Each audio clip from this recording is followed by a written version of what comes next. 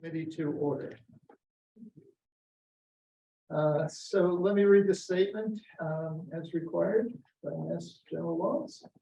This meeting is being held in person and or remotely as an alternate means of public access pursuant to Chapter 107 of the Acts of 2022 and all other applicable laws temporarily amending certain provisions of the open meeting law. You are hereby advised that this meeting and all communications during this meeting may be recorded by the Town of Hingham in accordance with the open meeting law. If any participant wishes to record this meeting, please notify the chair at the start of the meeting in accordance with Mass General Laws, Chapter 30A, Section 20F, so that the chair may inform all other participants of said recording. Is anybody recording this meeting? And Sue, we have nobody zooming in from the outside, so Not right now. thank you very much. So the first question is, the first agenda item is questions from the public, items not on the agenda. We do have public representation here. Are there any questions, Liza? Not on the agenda. Thank you. All right. And the next agenda item is approval of minutes from August 2nd, which, as Tina reminded me, is kind of a mistake on my part. I apologize. We approved those minutes last week, and we do not have minutes from last week's meeting yet. The next agenda item is the Foster School hearing and discussion. The Foster folks are meeting with the select board, and they will join us as soon as that meeting is over. So we will move on to item number 5 on our agenda, which is the review and discussion of the first draft of the comment on the proposed public safety facility building. And Nancy, I will turn that over to you. Foster? Public safety. Oh. The one you got to not prepared. If you want to look at it, I'm sorry, yeah. throw your- All right, so I sent around a draft of Article B. And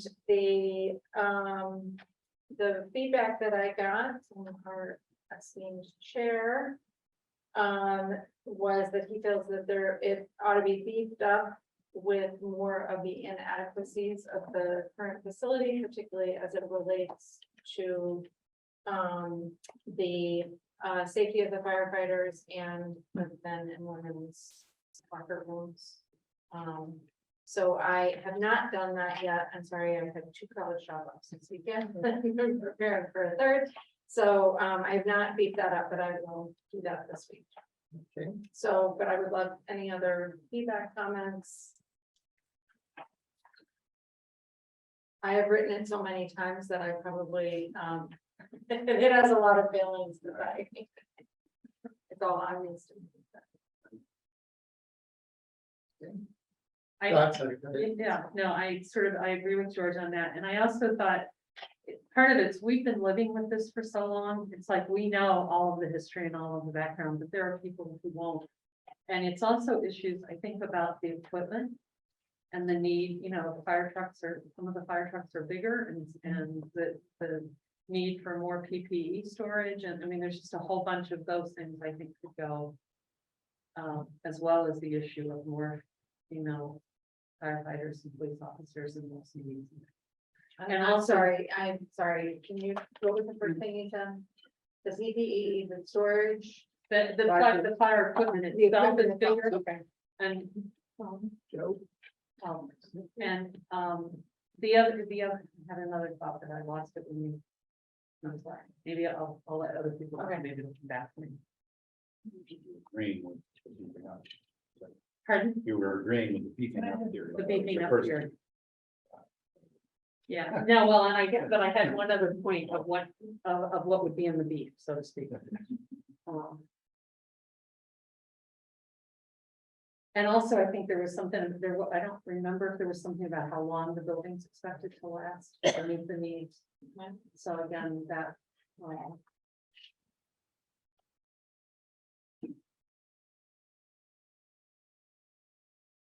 I always think of the comments as trying to answer the question, so we don't get asked them. Yeah. 100%. Just building on that. I'm sorry.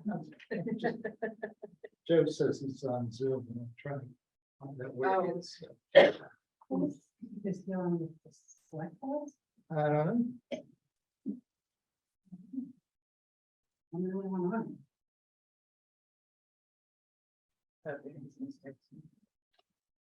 Tell him to double check his email.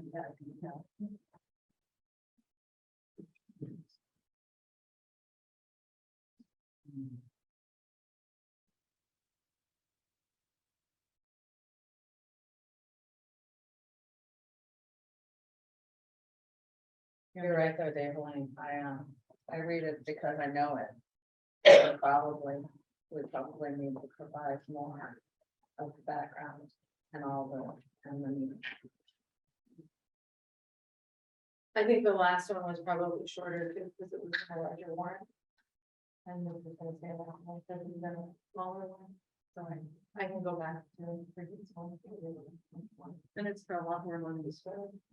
Some people need a lot more explanation. Would we talk about, The money is stayed relatively the same. but this is the actual vote. This is the actual one. Oh, no, I know that. Yeah. Yes, yeah. Would we talk about, the proposed growth of the fire station? You know, we talked about that a lot during the budget season and how many firefighters we have on trucks. I don't know if that's appropriate to bring. I think the growth in the services, that was my, you know, when they talked about expanding like this mental health services, that it's large enough. A little bit about the future with technology that you're going to have. I mean, I'm not saying get into this detail, but I thought it was very helpful that you know, you're going to have. You'll be equipped for more of the future of how you police and how you do things, whether that's drones or whatever, but The call volume. you know, I think the call volume, I think, you know, I do think walking, you're again, driving around and seeing the other new ones. You're bringing it into the current and future, and I think that is important that it's allowing for the growth of the department. And again, I don't have as much of the history.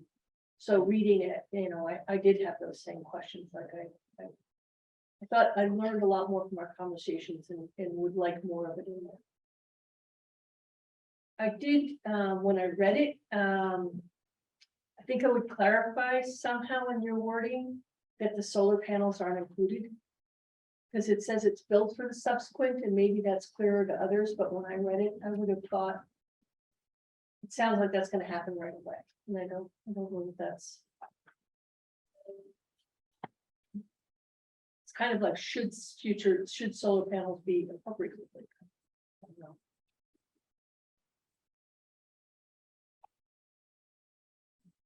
Caitlin, do you have some? Yes. Agree with what others were saying. I also. We weren't very explicit in the comment that we would be borrowing the funds. I think when I read like the initial article. There's like one of the options is transferring from available funds. I don't think we explicitly are saying. That's in the recommended motion. Oh, is that what I'm missing? Yeah. Not comment, but it's in the recommended. Yeah. motion? Okay.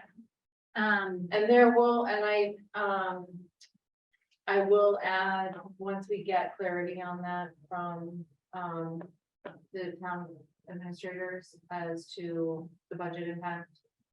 We don't have those numbers yet. Okay. The other piece of it. That I don't think. I'm sorry, not the budget impact, the tax impact. The tax. The other one.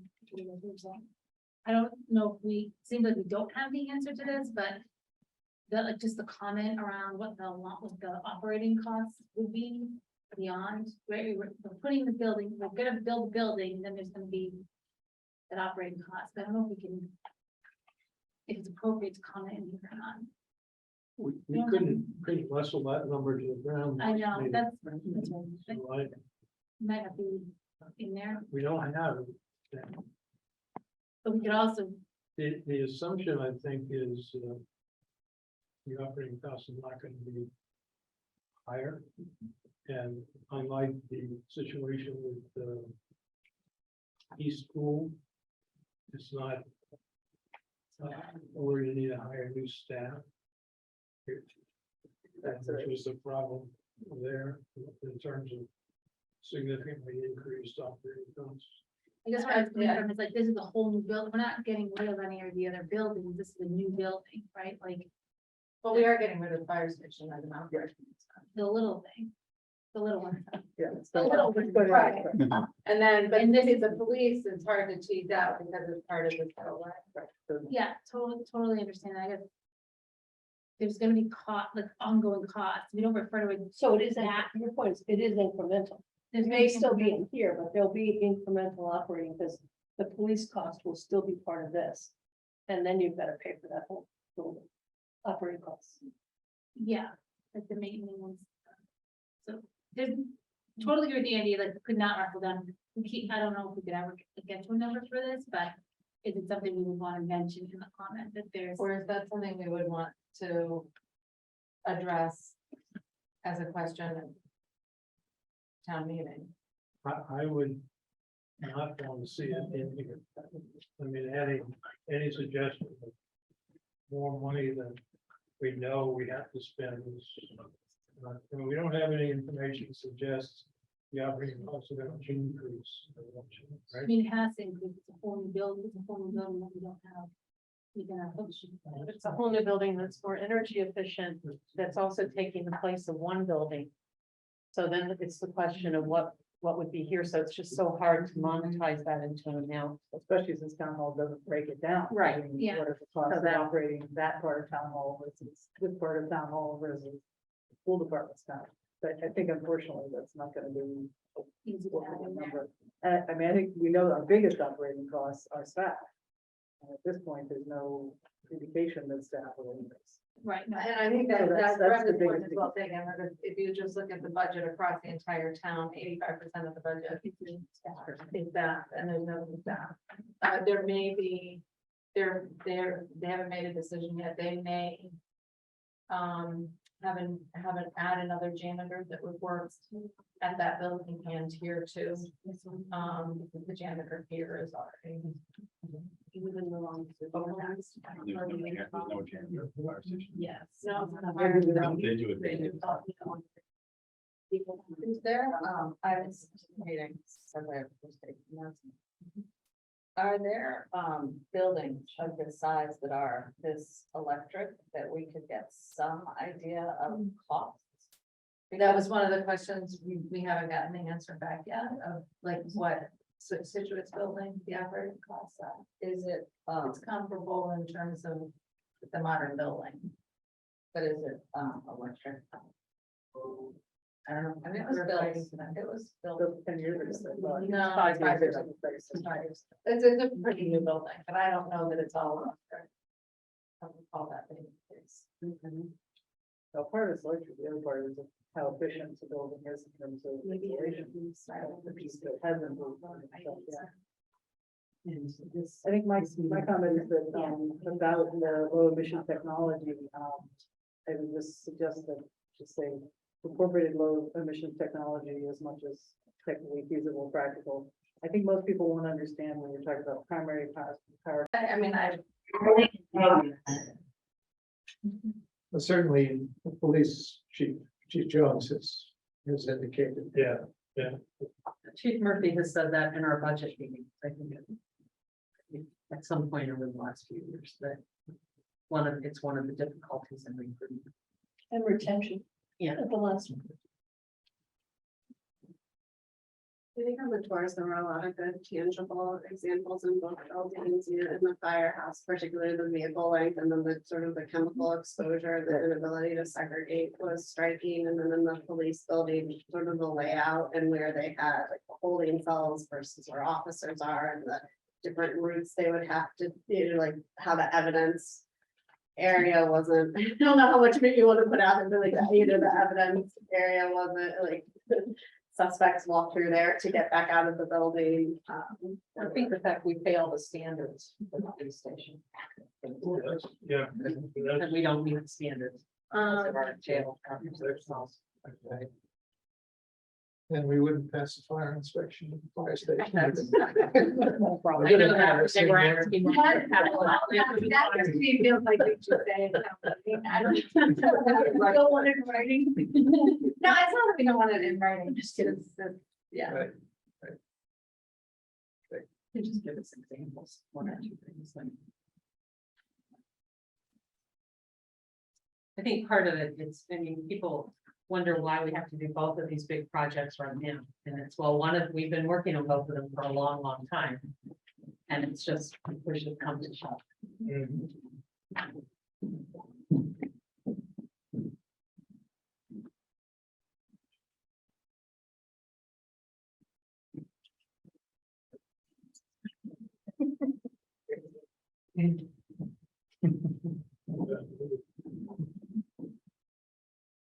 Hello, sorry. Is this an indication that the other meeting is wrapping up? I hope so. But it may be a little longer, so I just wanted to be here in case you needed anything about problems. Okay, well, we've been rolling through some other Okay. agenda items, and we did have some Zoom issues, but I think we are good now.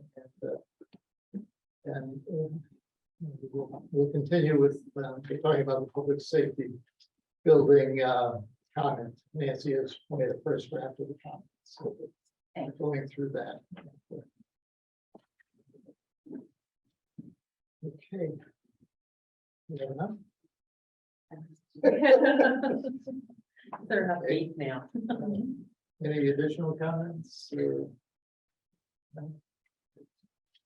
Well, thank you very much.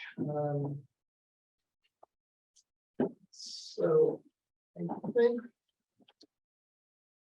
now that we have M.G.L and her team here with us, and I know we have some other school committee members that have joined us by Zoom. We could start to cover the questions that have more to do with, or less to do with the building itself, and more to do with the programs and administration. With that, if you want to do that, or if you want to wait for Ray, we can, we still have another one or two items on the agenda. All right, if you wouldn't mind, and actually more so waiting for Dr. Adams and the show because I think they have a lot of the finance / administrative operational. Good point. And just for clarification, I'm not calling the order because we did not post, so myself, and I'm here representing the school committee and as well, and then the other folks listening and are here as citizens of the town. So not be All right. Okay. That's good. All right. So let me move on to agenda item 6. So liaison reports. Does anyone have a report for us this evening?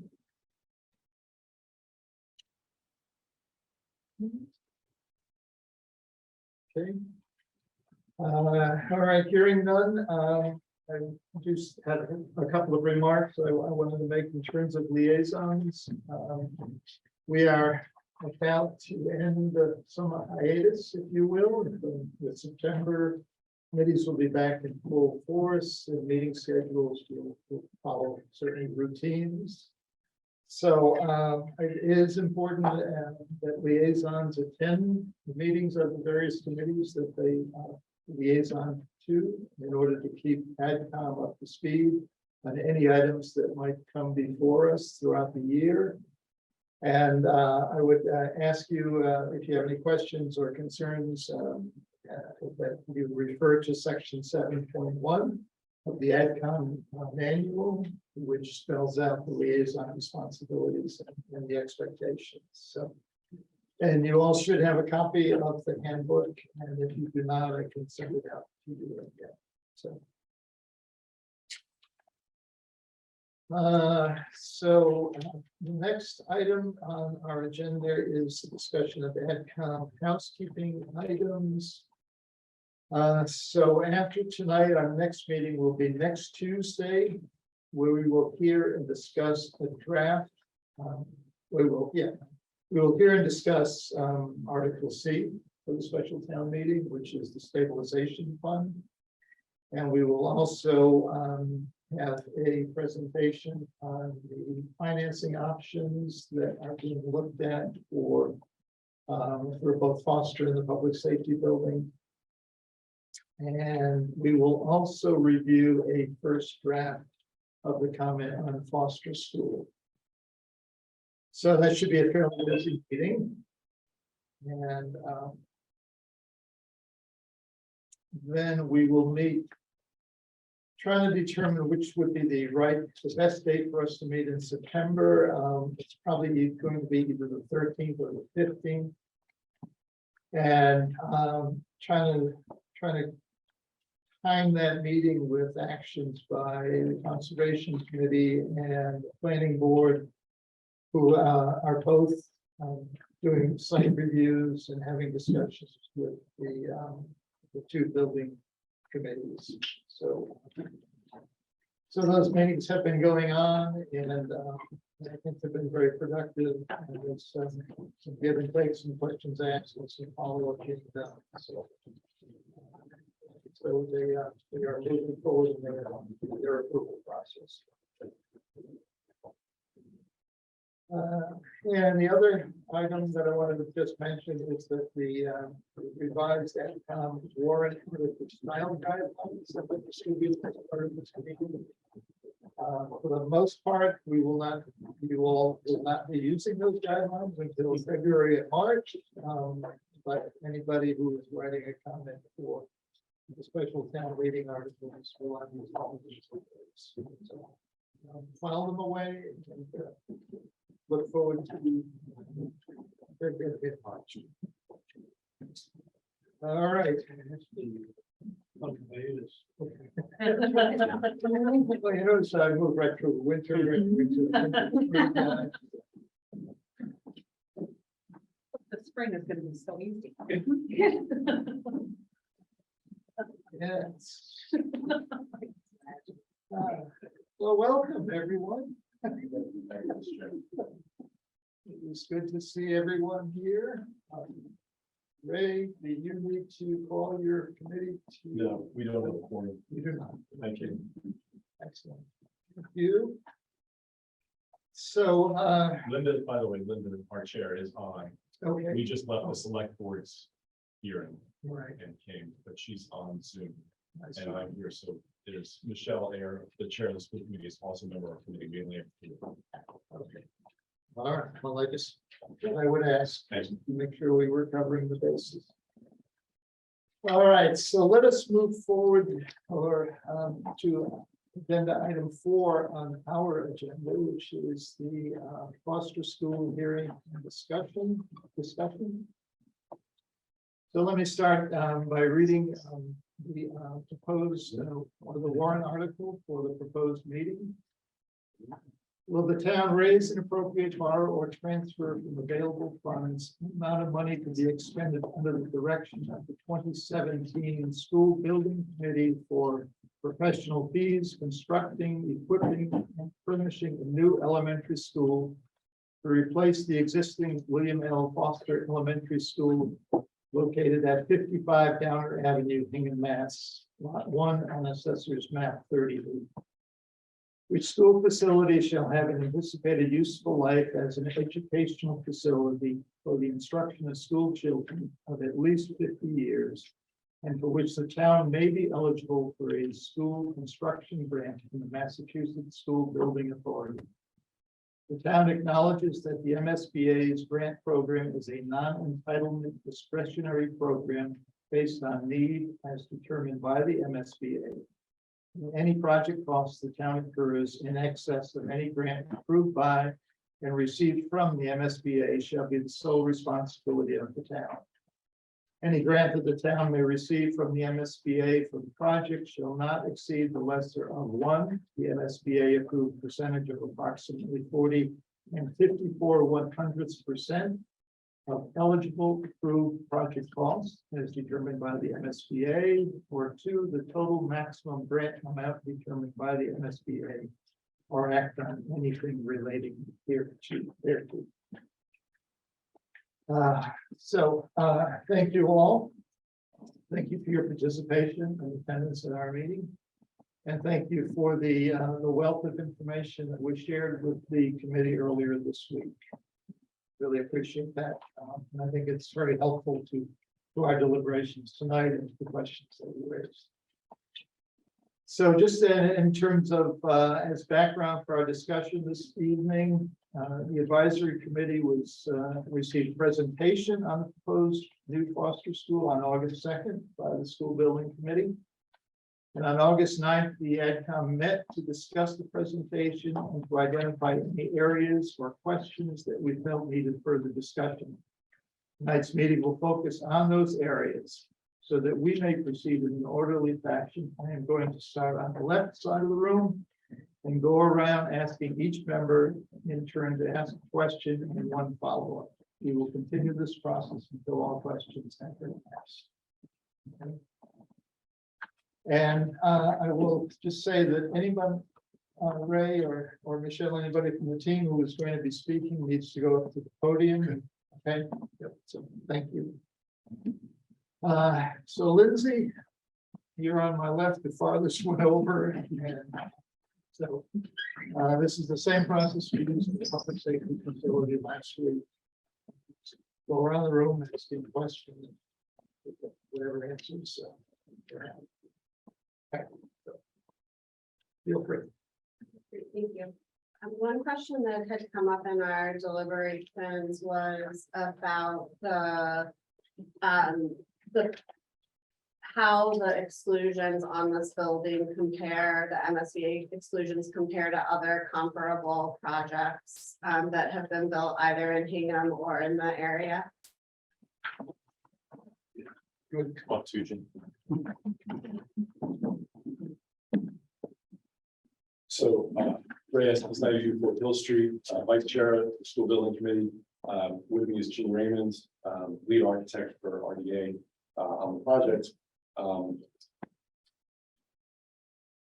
What we can say is that there are a number of, I think one of the documents that we gave you in the materials was specifically in connection with ineligible costs. The MSBA has a number of general categories that it deems ineligible for reimbursement. And a lot of those have to do with caps on construction. I imagine every elementary school project in the Commonwealth right now is dealing with that construction cap. It's $360 per square foot. Construction costs are currently in the $500 to $600 or more range. So every elementary school project is dealing with that cap. In addition, there are caps associated with site work, 8% of construction costs. In our instance, we have perhaps more significant site work costs than other projects because of the site that we have to deal with. There are a number of physical constraints, wetlands, the riverfront, the upland, 39 acres, only 7 of which is developable. So really a challenge, but we have made the best of it and designed really what we think is going to be a wonderful project. I know that there are many suburban sites in the Commonwealth that deal with site costs. I think you came up with a percentage of. Yeah, I think there's only, in the last 5 years, the MSBA has funded 38 or 39 elementary schools. I think only 5 of them spent as larger percentage of their budget as we're going to have to do with Foster, which is unfortunate. On the but site. On the site cost, yeah. But it's just comes with where we have to build and how we have to tuck the building behind the existing and dig into the hillside, raise the grades. Another category that's pretty commonly over a cap, furnishings, fixtures, and equipment, what we call F&E, as well as technology, are capped at $1,200 per student. That's across the program in the Commonwealth. We of those categories, less than 50% in each are eligible in our instance. And that's pretty common and typical, because that's driven by the educational program. So as part of our process, we've met with the technology director, Joe Andrews, for the district, identified the needs of the building in terms of hardware, software, to outfit, for servers, for classrooms. We didn't have a good answer for this in the last meeting, but I think the answer is there is a one-to-one initiative at the elementary level. It's not that you hand a Chromebook to the student when they walk in the door, but that there are enough Chromebooks for every student to use at the elementary level. So similar to what we did, but in a different way with the middle school, where we actually did include in the construction budget a Chromebook for every student.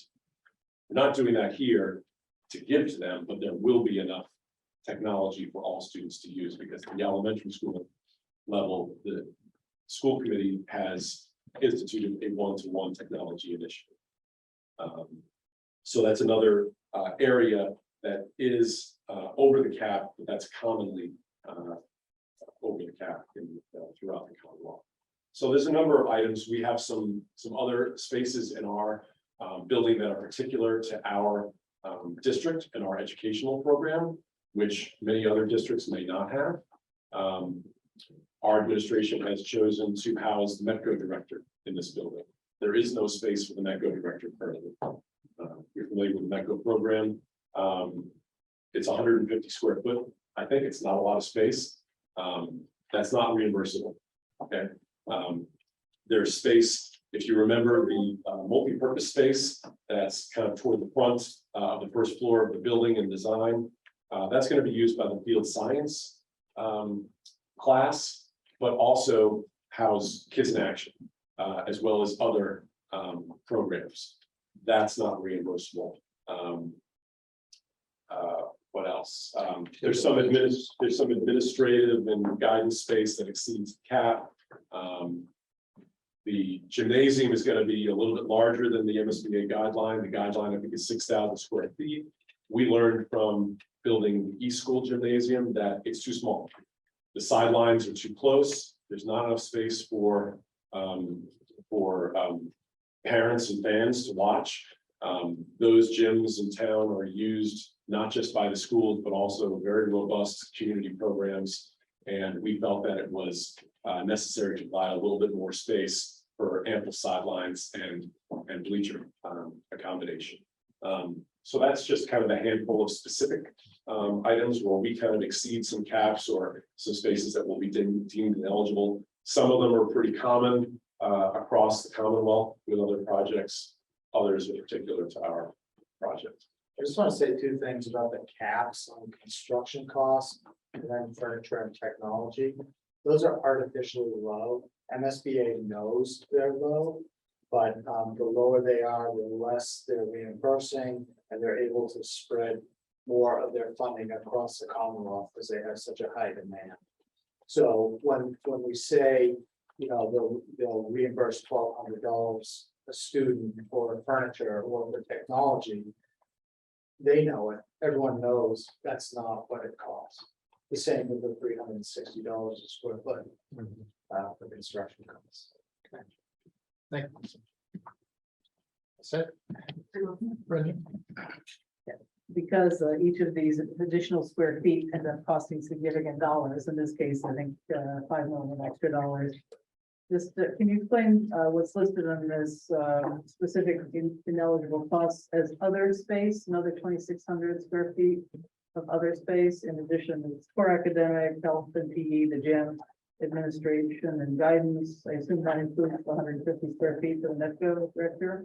It does. And So the what are the other 2,650? the big chunk of the 2,650 is the multi-purpose room, which will be used again for educational programming, professional development, but kind of most importantly, the Kids in Action after school program, which is a rented. I think it's revenue. It is.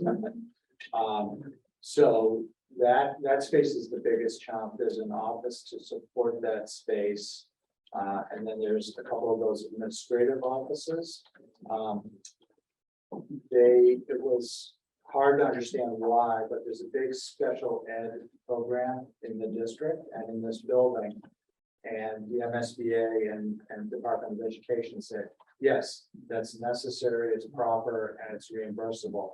Except they pulled out a bunch of offices for the administrators for that program.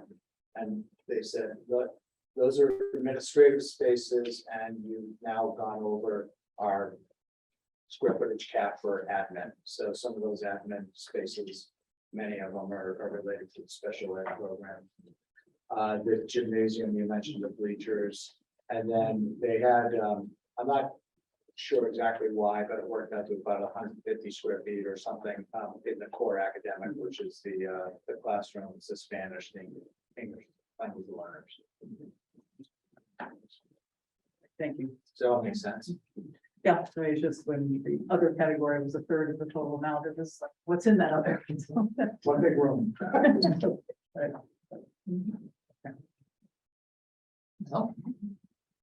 Good evening. So I appreciate that. Thank you for the committee and the department staff sent a bunch of information for questions we submitted. And in particular, my question, there is a lot of information in there, but I think it's worth talking through a little bit. I mean, the big deal, the elephant in the room is this 100+ million is a wicked big number. And to say it's with simplicity. And I guess it seems worth really going through the thought process of how do we get to that in terms of, you know, geez, pay me 10 million, I'll go out and build a building for you. You know, and what are the options along the spectrum there? That again, in compared, we talked a little about it the last time compared to other buildings that we built in town, you know, when some of it's inflation. Anyway, enough leading. That's sure. How do we get to this wicked big number? Yeah, well, I mean, you know, you want to take that $10 million and go build a building. Good luck getting workforce. Good luck getting materials. And you know, I'm not saying it's criticism. It's just No, the elephant there that everyone. I'm just, yeah. Wow.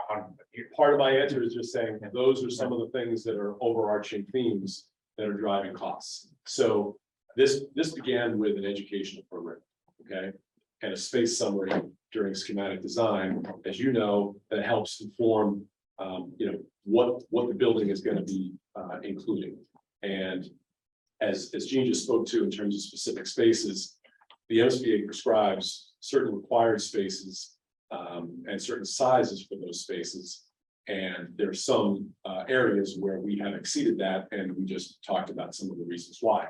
But generally, you know, you've got a building that's got to be a certain size. Then you know, talk about the site that we're working with. So a site that has constraints, wetlands, riverfront, upland, that need to be negotiated somehow. In order to raise that site and take the concern out of the equation with respect to the 2070 potential floodplain elevation, we are taking fill from the hillside and we are raising up that site. We're scooping out silty soils and we're putting good soil there and raising up the site. That's a significant cost. Yeah, on that. So I mean, is it fair to say that's one of the really big drivers? Is that we're not just sort of taking this building down and rebuilding, or in that or a similar site? It's the building it into the hill and the concern about a 27 floodplain. And what are the implications of that? I mean, the site costs are about, I don't know, between 15 and 20% of the total project budget. I think 20 million at 113. Right, so we'll do some quick math, between 15 and 20%, I would say. So yeah, there are significant site costs associated with that, but we weren't really given another option. Because I mean, you know, all of Situate's built in a floodplain, right? I mean, so what's I realize it's a dumb question, but why not build in a flood? Yeah. And build it in a way that's more resistant to flood. Well, that's we actually are doing that. I don't know that if what you're suggesting is, okay, the existing school in 2070, the floodplain line goes through the middle. Now, I don't know if those waters are ever gonna come. Maybe they do come, maybe it's a 500-year storm event. Maybe they never come. I don't know. But we have to plan for it, because scientists say that's a real possibility. If we were to try to build in that same footprint, we'd have to raise the school up. You couldn't reach it from the road. The bigger problem with this is that it's not our site that's either the problem or the solution. There's a whole area of the downtown business district, the 3A corridor around Broad Cove, that could potentially be underwater if what the reports that we have read about the 2070 floodplain are true. Hingham is going to need to address those issues. And we aren't going to be the answer to that. And we've heard that the state is not interested in raising 3A. Well, then maybe we're going to have to build a seawall or some other, measure that will protect against that. So all we can do is deal with the situation that we have, hoping that the town is going to address the things that it has to address, because it really must. But we can't build a school on stilts, for instance. We can't, if we were to try to build a school in the current location of the existing school, we'd have to demolish that. Where are we going to put the kids while we do that? It'll be a number of years, right? So you're talking about swing space, you're talking about potentially redistricting, you're talking about overcrowding, right? It's a whole host of other costs. And in addition, we're dealing with this site. If we had to build on another site, you might have site acquisition costs. You would have demolition costs associated with Foster that would not be reimbursable if we were building on another site. So it's kind of a give and take in terms of the costs associated. And I'm sorry, really quick, I don't know if that's but your report, I think, actually starts with there is not an alternative site. Correct. That's right. We looked hard at Carlson Field, for instance, that's under the control of the United States government. Well, a portion of that used to be controlled by the Department of the Interior, and there are restrictions in what can be done on certain aspects of that property. So we had discussions with Susan Murphy, real estate counsel for the town, about the feasibility of that site, and it was determined that it really wasn't a feasible option. The school bus depot, that was ruled out by the fire station building committee a number of years ago. That would be inappropriate for school purposes as well. The Talbot site, we were told that they were not interested in selling. Maybe eminent domain was an option. I don't know that everyone even seriously considered that. But again, that would be time, acquisition money. That's something that we were told was not an option. So no other sort of sites available in North Hingham. We then focused on Foster. And one of the first things our committee did was determine that we could build there, even before we were invited by the MSBA into the program. So once we knew that we could build there, that there was space within the confines of the constraints to build, that we felt as a committee confident moving forward. And then as we got invited by the MSBA, we began to work through the program. We engaged our architect and engineers. We discovered what was going to be necessary in order to redevelop that site. We looked at 11 options, which included a renovation addition option, which we deemed unfeasible, and 10 other options. The one that we chose was not only the most had the highest educational benefit, had the best kind of opportunity to avail itself of the beautiful surroundings and site in terms of natural resources, but it was also the least costly of those 10 options.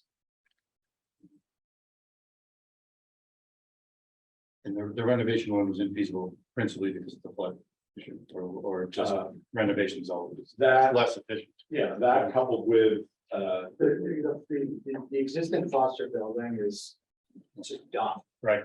It's structurally on. Didn't start with that question. I accept that entirely. Yes.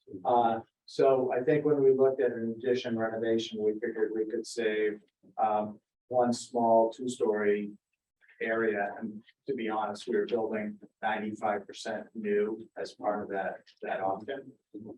So it was going to be very difficult to live through because it's attached to the building. And then we were struggling just to find what programmatic use could we have for this little nut hole that's over here that used to be part of the Foster School.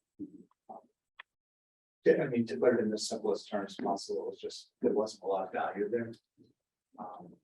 And then as far as digging into the hillside, like the building, the size of the building is based on the program for the educational program and the spaces required. The same happened on the site. We need X number of parking spaces. We need to pull the traffic and all the parents off Downer Avenue, get them onto the site. And make it a lot safer, so buses have their own bus lane. We have to relocate the softball field, the 2 out of the 3 tennis courts, but then provide, Foster has an amazing extent of outdoor play for phys ed and for recess. So to be honest, we had to push the new building into the hillside because we needed a bunch of space on the site to the south of the hill. And then it had the added benefit that we could use that soil to raise the program up out of the 2070 floodplain, which we're not sure. As Ray said, we don't know if the water will ever get that high, but we certainly have protected the assets. Does that make sense? Of course, it makes sense. Oh, yeah. It's in terms of our job of raising the salary is, that's the first question. It's just how the heck did we get to that? Yeah, so keep asking. I probably use my time. If we come back around, I probably come up with other. And when you look at different sites, you're allowed to look at conservation property that the town owns. Where, it's Bear Cove. Well, there's a process. You can look at anything, but you did take Bear Cove, for instance, you'd have to replace that parkland somewhere else. You'd have to get an act of the state legislature, which is not impossible. It just adds time into the process and risk. It was part of the discussion we went through with Susan, where people were looking at Carlson, because it's all part of that larger property that came out of the Department of the Interior. So there's actually a statute that requires kind of replication of property that you take and change the use for. I think that is perhaps an obvious question that you might face if the town owns significant parcels. And why couldn't one of those be used? And just you have the obvious answer. I have 2 other questions. Question or comment. Just one question and a follow-up. Okay, that wasn't really a question. It was a follow-up to his question. And I could give a follow-up answer. So that area of Bear Cove, Carlson, that's actually in the Plymouth River District, not suggesting that there couldn't be redistricting. Even though it's toward the north of Hingham, that's PRS district, so there would have to be kind of a change, and that's a kind of administrative thing to tackle. I think the more I hear from you, the more persuasive is your case, frankly. Everything you say and everything I've read, I find extraordinarily persuasive. I was the answers to the questions tremendously helpful. I mean, just wonderful answers. I wondered what a cafetorium is. Say your question. It's a cafeteria with a stage, so it's not an auditorium, it's a cafetorium. So It's a gathering space. at the elementary level, the MSBA does not allow an auditorium. At the middle school, they actually didn't want to allow, if you remember 10 years ago, they didn't want to allow an auditorium, but because we had an auditorium in an existing school, albeit seating 315, right? We had classes that were larger than that. And because we had such a robust theater and music program, we were able to convince them that we could have an auditorium. Plus, we used the Whitman Hanson model for the middle school, which has a beautiful auditorium within that high school. So for the elementary level, it doesn't really have auditoriums. Typically, the MSBA provides for a cafetorium, as Gene said, a cafeteria for lunch, and then a stage. That stage, and that's the case in South, East, and PRS. That stage can be used for a number of reasons, presentations. Some schools in town actually will close the screen and use it for a music room or some additional instruction time. So it has a lot of uses. I'll save my question / comment for the next round, but the answers to the questions. Thank you. We spent some time on it. We wanted to make sure that you. I almost want to put it in a booklet. No, really. As I say, the more you speak to this, the more persuasive the case becomes. Thank you. I want to talk about the enrollment. And have you spoken with the MSBA specifically about the drop in enrollment? Going from 500 to 400 students, have there been any other schools who've been in this program that have seen this kind of drop in enrollment, and has the MSBA make adjustments to their numbers? So it's 3 questions. First, the key. So the first is objection. No, the first question, we have not spoken with the MSBA about the drop in enrollment. The drop, if you will, characterize it that way, in enrollment. I think before COVID, I think our number at Foster was 489 or maybe a little bit over 490. We've seen enrollment drop, I think we're at 410 for the incoming school year. So obviously that's a significant drop. There's no reason to believe, though, that some or all of those kids will come back. Obviously, not the same kids that maybe aged out of the building, but we are seeing a lot of new young families move to town with kids and then having new kids. The enrollment projections that were done, both by our committee and the school department, as well as the MSBA's independent enrollment study, both projected enrollment increases over a 10-year period. Now, obviously, they didn't have COVID to take into account, but I think you kind of have to take that and put it aside. Because once the MSBA comes up with the design enrollment, that's what you need to design to and build to. We don't have any indication that we're not going to meet that number in a 10-year period. So we fully expect, to need to accommodate that many students. I don't know specifically about other districts and changing. I do know that we're designing a building for design enrollment the MSBA has set, and we're at the process where they're about to approve our schematic design submission and the total project budget, which needs to go to town meeting. If we were to try to open up that discussion and say, well, hey, we only have 410 now. We've dropped about 70 students because of COVID, we think. We're not quite sure what's going to happen. I don't know what their response would be. Their response may be, we set a design enrollment. You want to move forward with that, move forward with that. If you don't, then you can get out of the pipeline and somebody else will take your spot, right?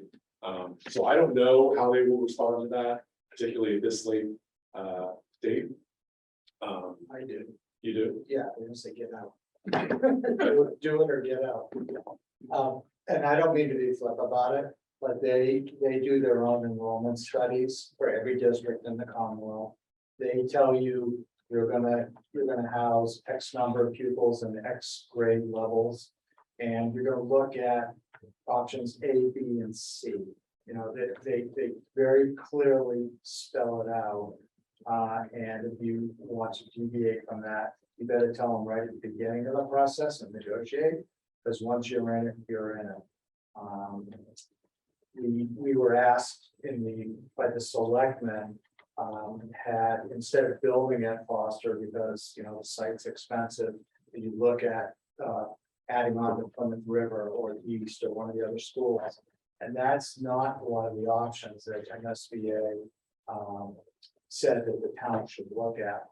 And I can guess why, because who wants to have a, you know, a 1,000 pupil elementary school that comes with all sorts of educational issues. But it's kind of too late, to be honest. Well, you can have the conversation with them, but I'm sure they're gonna say, you're way too far down the line, we believe in our enrollment projections, and, you know, they don't want to over project. I mean, a lot of times districts are saying, we have more growth. And, you know, we need a bigger project, and MSBA is very judicious in how they do this, so they're not pumping more money out to certain districts when there's such a big need everywhere else. Right, and keep in mind that the design of the MSBA sets as an average, it's not intended to be a peak. If you remember where our boys started the new middle school in 6th grade, we were in excess of the design enrollment. I think it was 1020 or 1070, I can't remember exactly. We actually had to build new additional lockers because we didn't have enough in those months leading up to opening the school. So, you know, we were above that number for some time, and then it's come down. And that's how it's supposed to work, because it's supposed to be an average. Now, I don't know how COVID will impact that design enrollment number long term. Maybe it won't have any effects 5 years from now, or maybe it still will. I don't know the answer to that. Good answer. Thank you.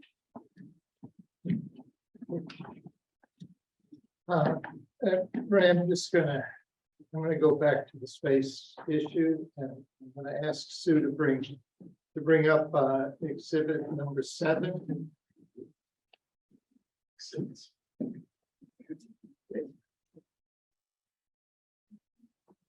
Excel file. On the plan.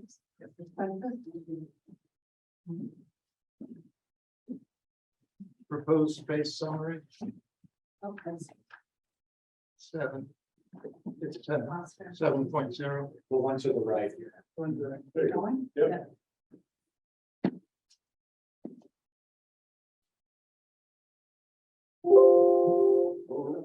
Oops.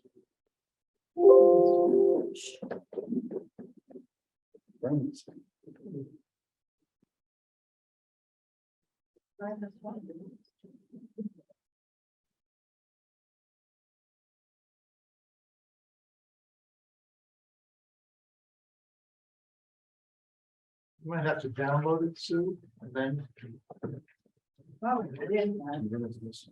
I was able, are you in the site? I was able to pull it up directly out of the SharePoint site. The SharePoint site that I used to send to us earlier. I downloaded.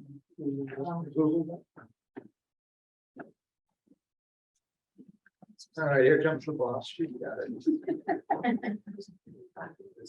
You don't. But he's got, he's downloaded.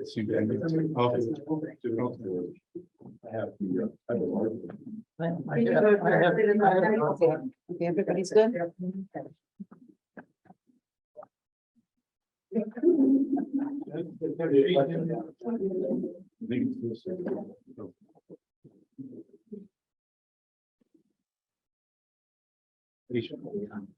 You have any other copies?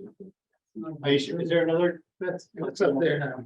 Oh. All right, so Ray, before we talk about that, I'm also looking at exhibit 13.0, which is the Word document. And it lists all the ineligible items. And so the first item on it is ineligible building square footage, which exceeds MSBA's space cap guidelines. So the building is 126,385, and the allowable is 118,458. Right, so if I'm reading that correctly, about an 8,000 additional square feet over the guidelines. So, but if we take a look at this Excel spreadsheet. There's a column, says difference to MSBA guidelines. It's that little one, the third set of columns over. Yeah. And so, the green barred one, it says 11,850, and if I add all of the green barred items down, which I think would be excessive, it's 20,910 square feet. And then there's another section called non-programmable space, non-programmed spaces, which is 41,632 square feet. So a total of 63,843 square feet, which, if I'm understanding it correctly, and I may not be, is space that is over and above the MSBA guidelines. And I'm, as I say, I may be reading this completely differently.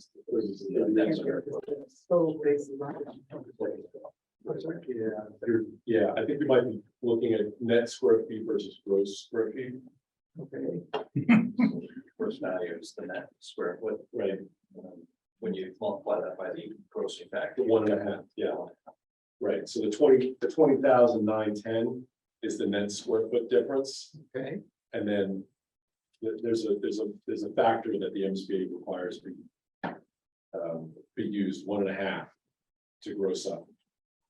okay. And that ends up, that gets you to the 38,660 number.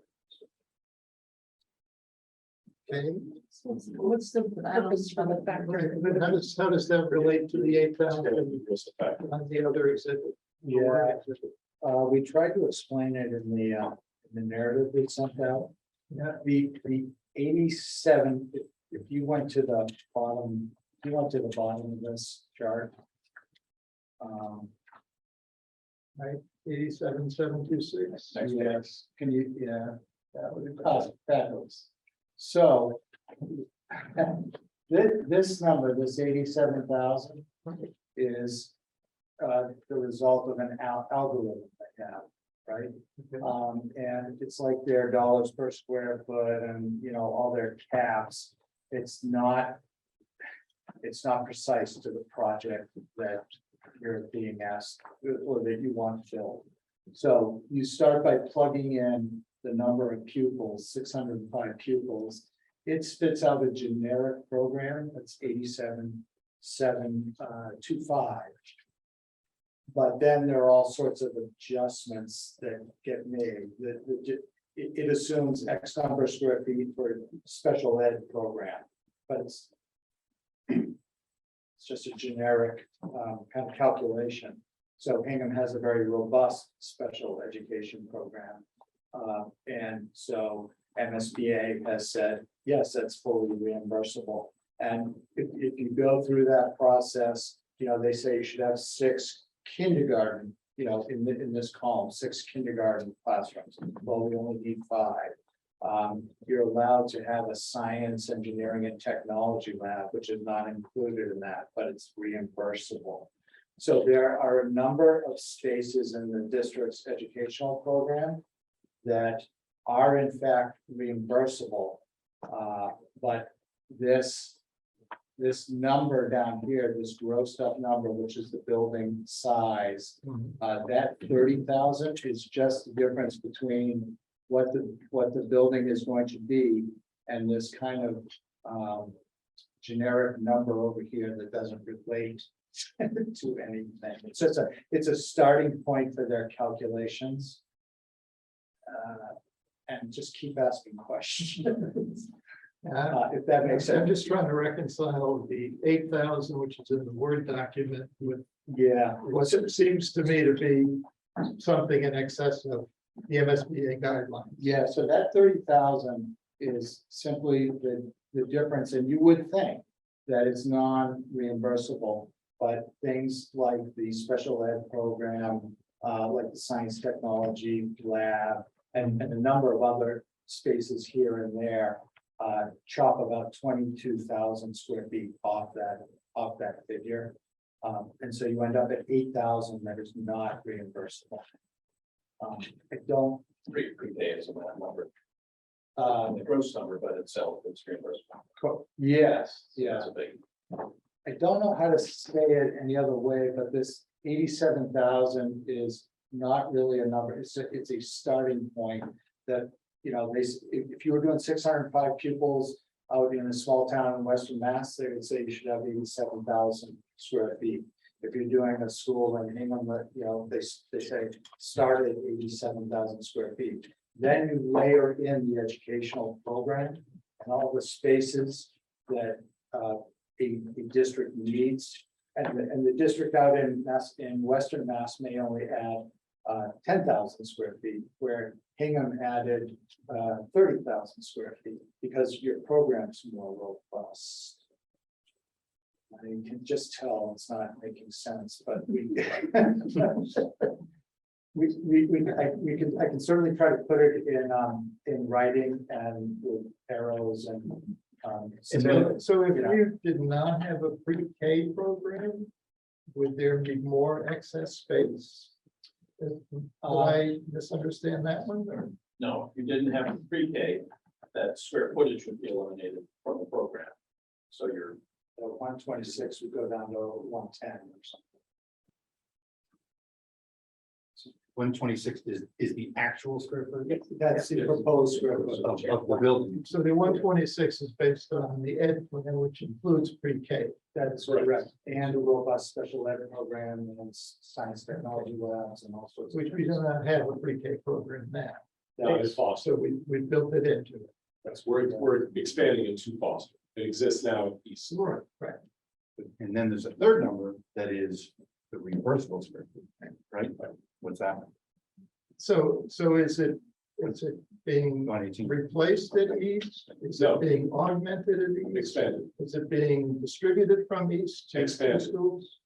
Expanded is the word I'm choosing to use. Does that mean more kids? What does expanded mean? Yes. Yeah.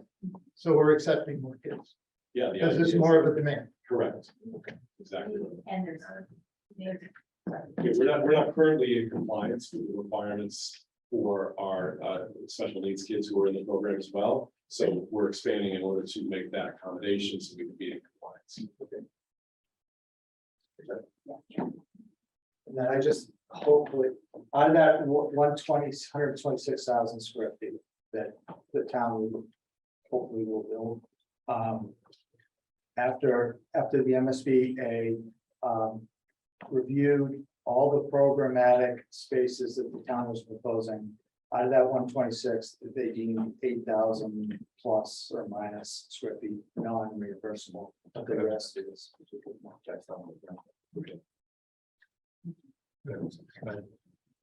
That's helpful, thank you. Sorry. Just looking at the two, I said, I'm just not understanding something, and you helped to clarify. I don't blame. I don't blame. Some of the formulas are hard and complex to understand as to explain. It's just the way the MSBA runs its program.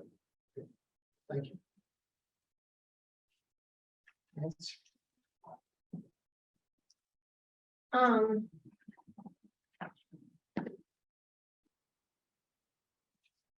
So one of the things. I lost my number in here, so I'll come back to it, but you probably have it on the top of your head, but one of the things, so, in looking at, which I know is not particularly apples to apples, but in looking at the new Chapman School in Wayman. It struck me that the cost per square foot of that school is substantially less than it is in East, which was counterintuitive to me. Just thinking middle school kids are bigger, more demanding, more problematic. Finding bias. No, but I mean that it feels that that's counterintuitive to me. I would expect that a middle school would be higher cost per square foot than an elementary school. So I'm just trying to, and I know that, you know, they have different programmatic needs, it's a different town. They started at a different time, but if you can just help me understand that a little bit. I'll just throw in, I'll butt in a little bit, but the larger the school, oftentimes the cost per square foot is lower. Because there's certain spaces that are just part of the building, like stairways, elevators, I don't know, mechanical, boiler room. Boiler room's not gonna get 5 times as big in a high school as it is in an elementary school. So you have kind of this same spaces, but with an overall smaller building, so that it becomes a little more expensive per square foot. Okay, yeah, it is a substantial reduction. Yeah. Also imagine in a You chapter, guys did it, didn't we did not. you did not, okay. I was gonna say Chapman, obviously, again, you have to be really careful comparing, because it's not apples and apples, just because the bidding climate when. Right. When things are designed and constructed. Yeah, it was significant, so I just. Like I said, it was It was yeah. Yeah, definitely was. So that's a big reason there. The supply chain, the labor costs, they've all skyrocketed in the last 2 years. I also don't know, so we've talked about site, but site costs can vary so much. So I just don't know what proportion of the construction costs at Chapman was dedicated to the site. I'm sure it was. just- Yeah, and I guess, you know, when I look at the project that breakdown for Foster, like that the site work, that only 41% of it is eligible is not, that doesn't stand out to me. But the building, the 53% on the building side does, so just, you know, just trying to understand that component and tying it back to the programmatic need. That's because of the current bidding climate and the anticipated cost per square foot that we're gonna get with bids. Right. So, you know, if Chapman bid 2 years ago, maybe I'd have to look it up. You have the budget actually. I don't know what the cost per square foot ended up being in the 3s or 4s. Yeah. Something like that.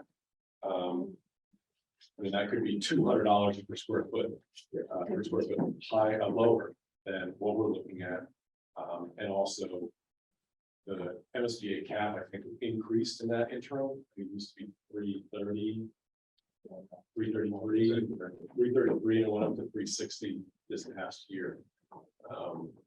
So even the MSBA has raised their cap, understanding. Yeah, no, and I understand what Jean was saying before, that, you know, the reimbursements have gone down because they're spreading it out. Yeah. And like you said from the outset, it's hard to do an apples to apples comparison. Right. But But you're it is Yeah. something for anybody who's been, you know, watching that progress, and it's a gorgeous school, it's a beautiful school. full disclosure, Nancy and I went to ribbon Yeah. cutting for Chapman together. So, And so it was, they did a gorgeous job, but it is. Things that, I think, questions that people, will think about.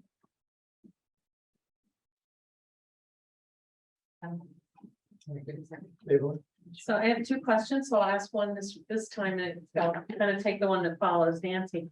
So we are in a different process than schools that started their building process a couple of years ago or earlier. But there are schools currently in the process. So our per square foot, to the extent that we can learn that, like people could learn what we're doing because we're in a public meeting and it's being discussed. Do we have any sense about other elementary schools in the process of being designed and constructed and what their square foot cost is? Not the reimbursable cost, but just the cost itself. I'm just trying to get to people who would say, well, we're building a Rolls Royce of schools and we should be building a Cadillac or a Honda. I don't know if that's, but I don't know if that's. what was Marblehead? Oh, I really bad with papers, I apologize. You know, that, I don't remember none. I do. I'm just trying to think of schools that are currently in the process, so that it is more apples to apples in the context of construction. Yeah, we can definitely get you that data. I will say that you know, the cost, again, unfortunately, the site's a little more expensive. Sure. Right? But I'm sure it's gonna be like right in the, you know, within 5 or 10% low or high of kind But of. that would just be The really best helpful one. information to have so that we're not dealing with, you know, people thinking we're overdoing what's really going on. You know, with other places. I think the cost estimate, which was just done in May, that's a good thing because it anticipated some of the panic that's going on in the market. But it's kind of a bad thing because it anticipated some panic in the market that may skew some of the costs higher when you're looking at other schools from a year ago, 2 years ago, like significantly higher. But I think we can react and provide. Just some kind of a response to that. ballpark, we could, I think, you. helpful. Yeah,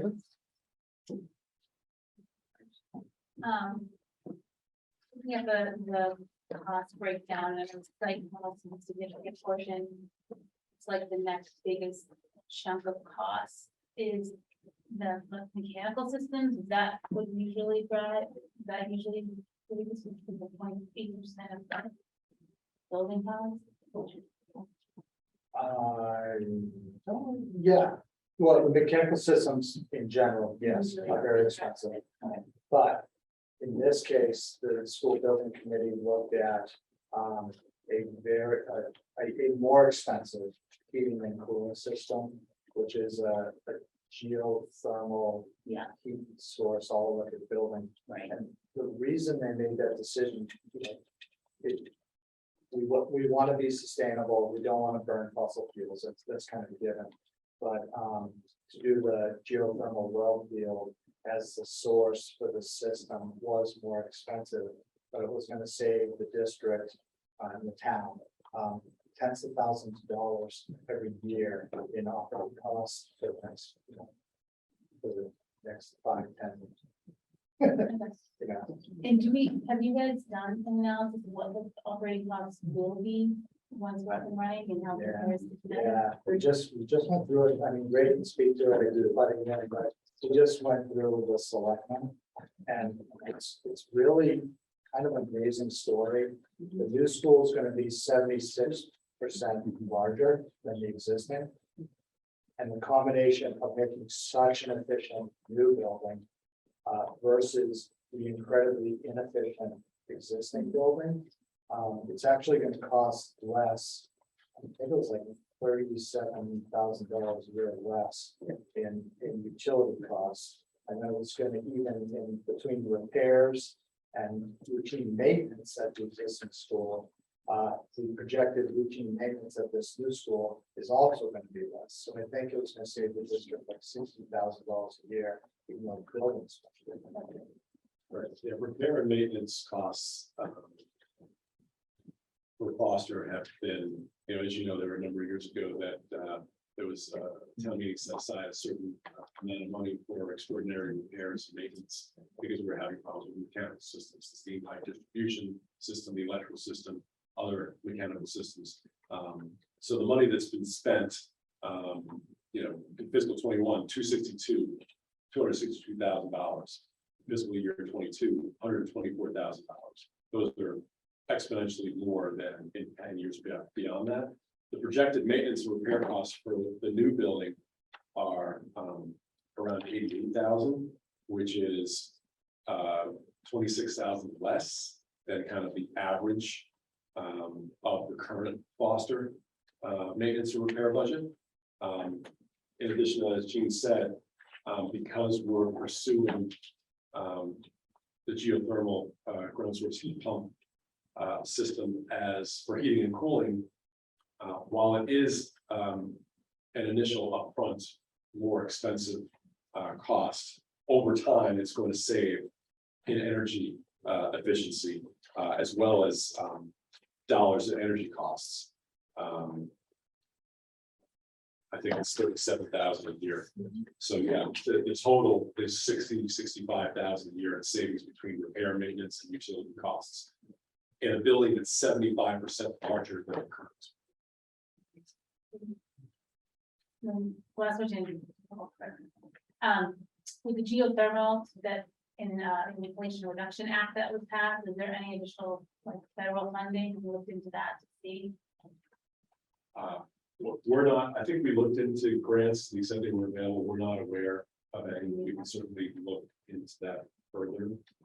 MSBA also has a kind of funny glitch. If districts are able to secure grant funding from another source. That reduces the- Okay. It's kind of like the CDC. Thank you. Carol? Thank you again, adding to the others on the Q and A information was great. On the last question on the per pupil expenditures. Do you have any sense after this building, where Hingham will fall on that? We're right down at the bottom, that chart. Taking into account the construction budget and what we're. Just not how the building operates. I mean, there's just any impact, the fact that you're providing this tells me we're not spending enough on students.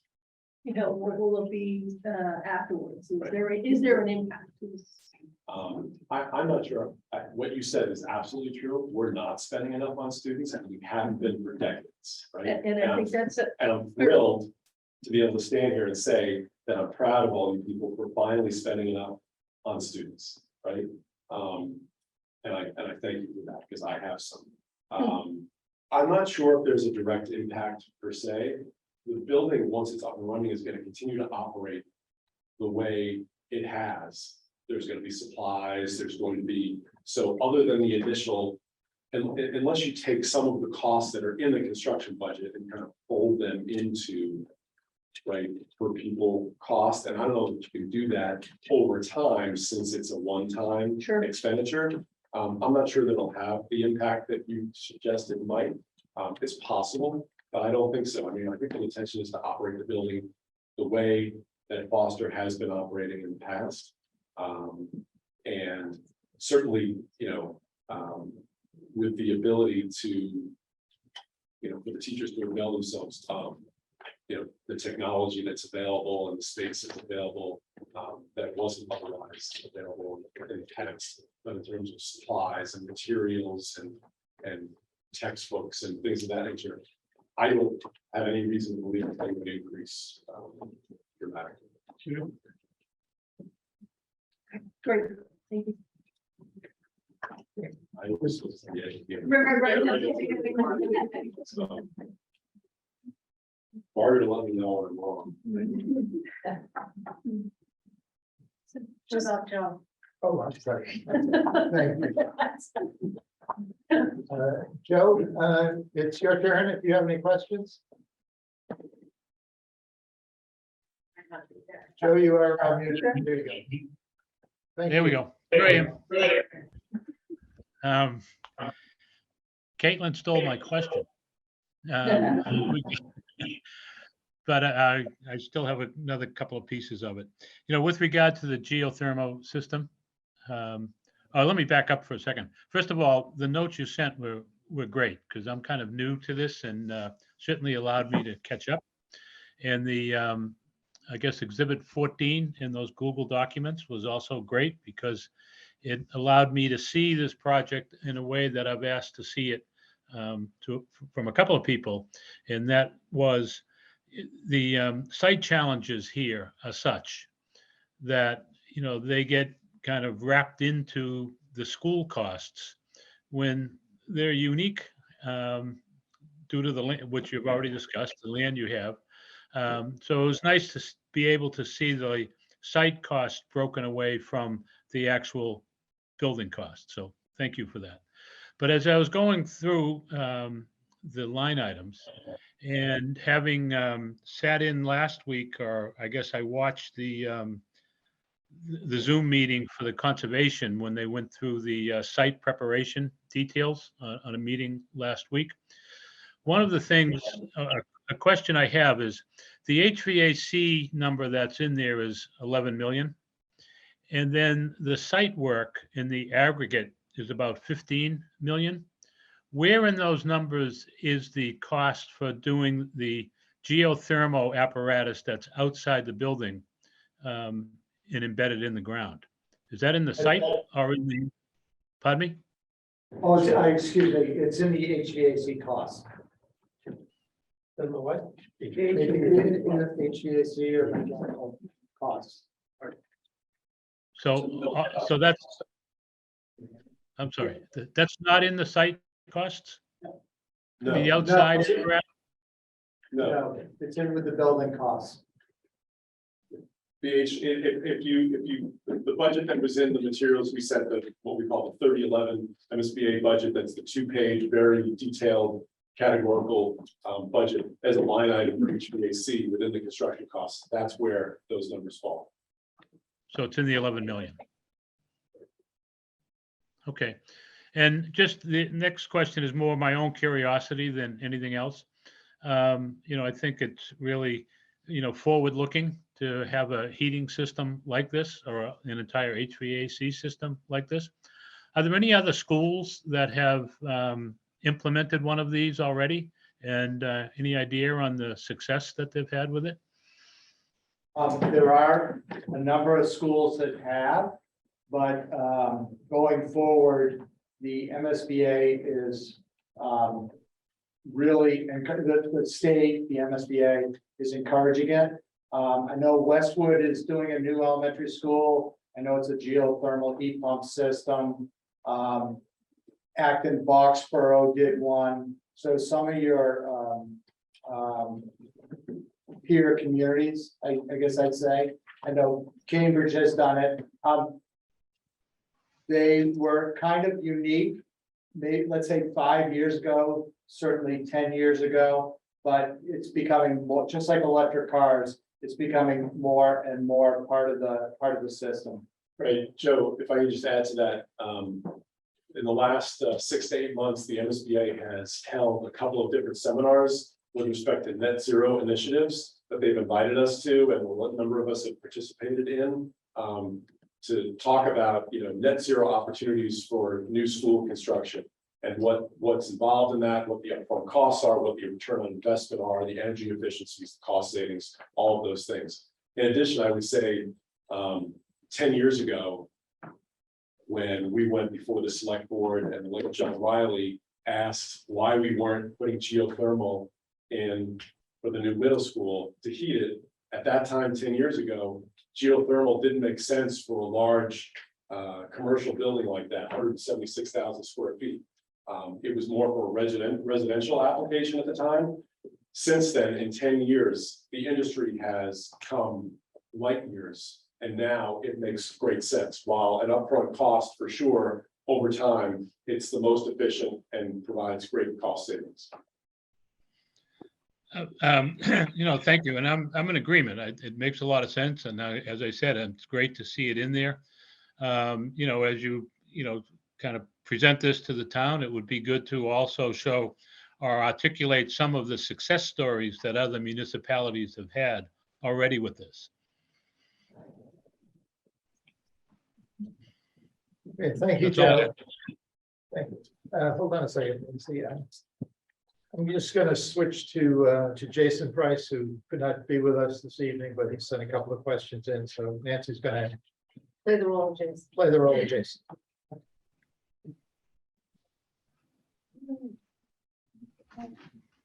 I think most of his concerns have been touched on. He asked about the site work cost, how much is this driving the overall cost? I think we've addressed that. Ties in, what is the reimbursement rate relative to the overall costs, the excluded costs? I think that's been addressed. And then he had the same question as Caitlin within that, how much increases. And you did have a question about what portions of this are self-financed. We talked about pre-K. Anything else? Kids in Action program. That's going to use the multi-purpose space. Yeah. That's a revenue generator. They're providing offsets in the budget. Certainly, youth sports, right? So basketball, boys and girls will use the gym. There's an arrangement where they provide, they use the gym and they pay a permit fee. I don't know what it is currently, but they pay fees. Boy Scouts, if they use, Won't East lose them? no, we don't have enough gyms, Nance. Okay. Come on now. You know that, right? We talked about keeping the old gym at the middle school because we wanted the extra gym, right? No, believe me, it'll get used like that. No, I think there are plenty of opportunities for community groups to use space, where there could be revenue generated. That's for the administration's like working through. Lindsay, go ahead. So just trying to think through the tangible way to compare and visualize this, looking at East School, it's about 91,000 square feet and it has higher enrollment than Foster. What are the sort of primary drivers and differentiators, sort of adding 35,000 more square feet and building a 40% bigger building than East? Well, the first thing I would say is I think since the guidelines, the MSBA guidelines in place when Alan worked on the East project, and Linda was involved as well. I'm sure that the MSBA guidelines for space have changed. I don't know specifically the size of the classrooms and the number of spaces. East was, the design enrollment for East was 635. I think that was right. I think we might have met that number at one point, but I don't know if we've been in the 500s for a long time, and I'm not sure exactly what the number is now, but certainly below the design enrollment for the school. I think we're designing, and we have designed to the MSBA guidelines, and then on top of that, we've added some additional space that serves district-wide needs that have been suggested by the administration and discussed with the committee, and we thought that it was important to take this opportunity to provide for those spaces. Oh, I was just gonna say, I don't know the educational program that was in place for East. I'm just gonna pick an example. In the proposed Foster, there are 3 music rooms that fits the educational program that the district is running now. I don't know how many music rooms there were at East. If there was only one, there's a couple, there's a couple spaces there. And we're obviously not going to be able to articulate all the different spaces, but maybe the special ed program that's in place in today's, time is different from what it was then. If someone has a space hungry from Foster, we could certainly go through East, yeah. and we could go through and articulate. Yeah, I could just see that question coming up. Yeah. The most recent one we built, it has a Sure. higher enrollment and, unfortunately, given the sort of, relatively low reimbursement rate here, which you explained that great. I feel like people are going to be looking at the additional square feet and wondering when we're paying for such a high percentage of the cost of each square foot, what's driving the additional square feet? And it sounds like there could be a lot of very good reasons in the program that are driving those, but it would be useful to articulate those to the community. Thank you, Michelle here for you on the school committee and member of the school building committee. And just thinking, as you're saying this, we're also not factoring in that immediately upon opening the school, we will have a new pre-K program. And East School have 90 students in the pre-K. So Foster School, when built and opened to include pre-K, should see hopefully a nice bump in enrollment immediately. Right. Yeah, I mean, even though the design enrollment doesn't include pre-K, it's not like there's gonna be space empty. We're going to, right, there will be more kids in the building than the 410, if you will, now currently, because it's anticipated that we'll expand our pre-K program. With respect to special ed, as Gene mentioned, I would say unequivocally that the special ed program in the district 10 years ago or 13 years ago, when East was open, is vastly different than it is now. they have undergone a extremely detailed and lengthy examination of the special ed program over the last 6-7 years. And as a result, implemented a number of different initiatives that make the program that we have today what it is. That's not what it was 13 years ago. And part of some of those spaces that we're including in this building that are reimbursable are related to programs that we've never been able to offer because we haven't had the space before. And they're part of the education plan. They're what our educators want to offer to our kids. Our kids need those programs, but we don't have the space to accommodate them. So we're accommodating them here. Those are reimbursable. There are other spaces that are non-reimbursable. And we've spoken to a lot of that. We can certainly come up with a nice story to tell folks who are interested with that. And did you notice it at any of the other schools? So the Plymouth River. I compared specifically to East since it was the newest building. I think if you go to sort of square footage and pupils in Plymouth River or south, it gets even further away. So I was trying to look at the most current building to get the best comparison. So we can get our hands on the space summary, which I'm sure we can, but we can again submit a reaction. Howard's guided is that. And it sounds like, it sounds like there's a good story to tell in terms of district-wide, town-wide needs that this might be meeting. And I think the more that we can tell that, the better chance of bolstering support town-wide for the project. Good question. I start from having seen Foster, knowing that we need a new elementary school. That's not my question. But I think the question that we will keep getting from town members is, why is this a bigger school? What are the things that are the extra spaces that are being designed into the school? And obviously the special ed program is a big piece of it. I haven't mastered the acronyms of all the programs that I read about and the materials we got yesterday. But it seems like there's going to be at least a classroom that will be for that language-based learning, and then a classroom that I thought of as sort of a therapeutic classroom in some way.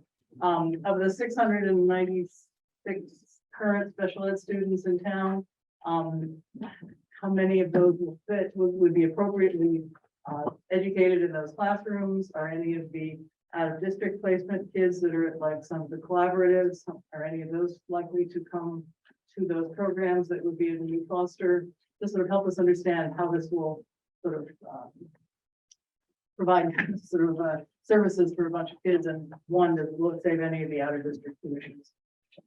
Right. We can get an amplified answer. What I would say is that those programs are specifically being designed into the building because we want to be able to offer them when we've never been able to offer them before. I'm not sure out of that 600 number, how many kids that would benefit.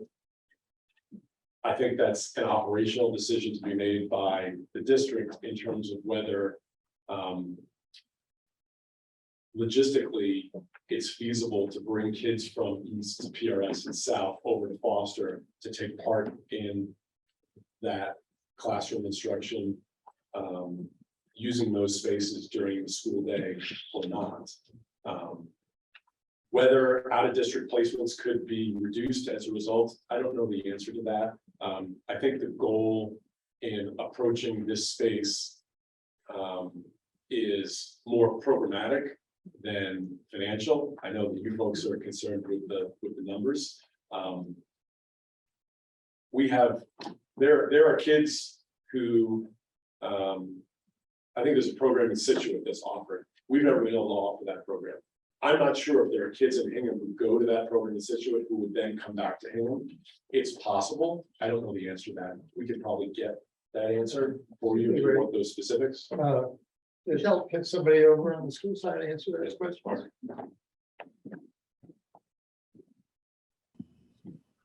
I would say in the most likelihood, the kids who are out of district their teams have decided that their needs are met through those programs.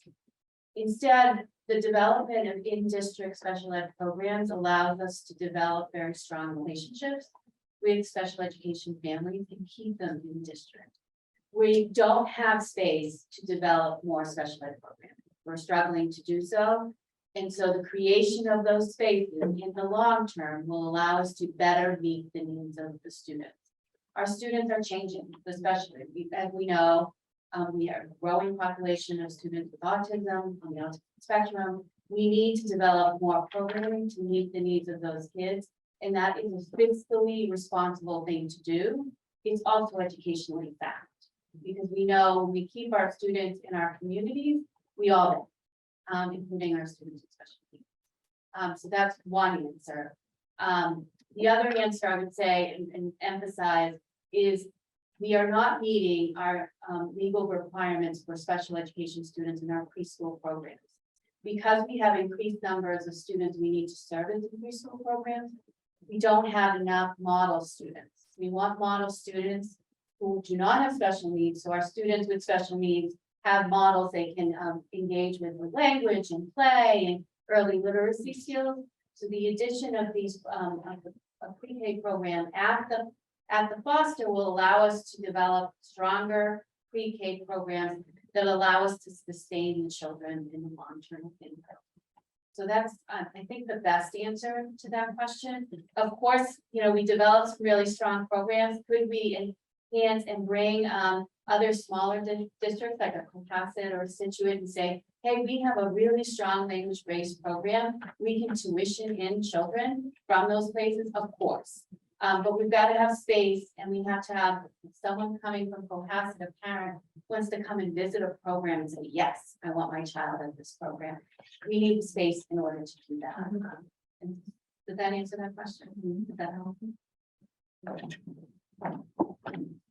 So just as a follow-up, but several places in the answers that you sent us, I included sort of these spaces would be usable by the community.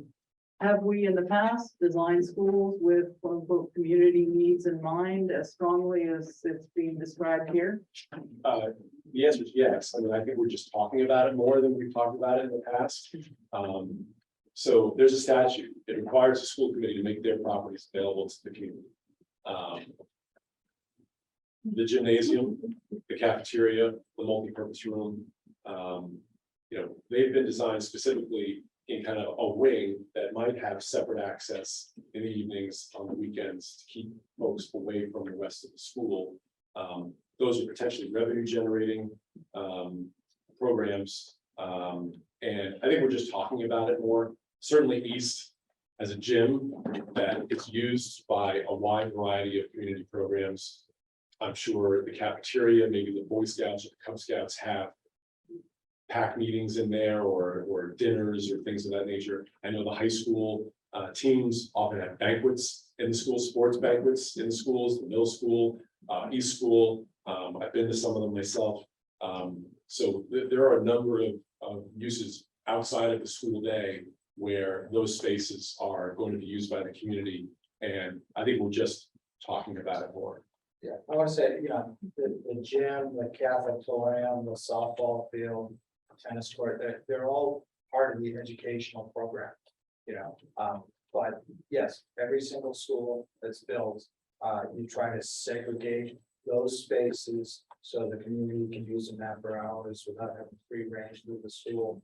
The one space that is not always done is this multi-purpose room, but that was just very specific to the after-school program. And they'll use that space, but they'll also use the cafeteria and the gymnasium. So that didn't. I'm even going to back up because that room, we needed a place for the field science program, even though it's not 5 days a week. We did need a space for it. So that room is being set up to house that program. We also have kind of a kitchen area in it because there was talk about maybe having some food science exposure for some of the kids. So every single space on that property is going to get used for educational purposes. but just some will happen to overlap with community amendments, which is great. Again, the questions we're gonna keep getting asked is why is this bigger? Why are we adding programs? Right. Like, we need to replace Foster, why are we adding things? So we have to have Right. very solid answers to that. Right, well, and the most basic answer is that you couldn't build Foster the way it is now, it's too small. The MSBA guidelines say it's too small. So while we do exceed the MSBA guidelines in certain areas to a bit of an extent, you know, we've talked about the reasons why we're doing that. But the MSBA guidelines are still significantly higher than what the current Foster provides. Fair enough. Okay, thank you.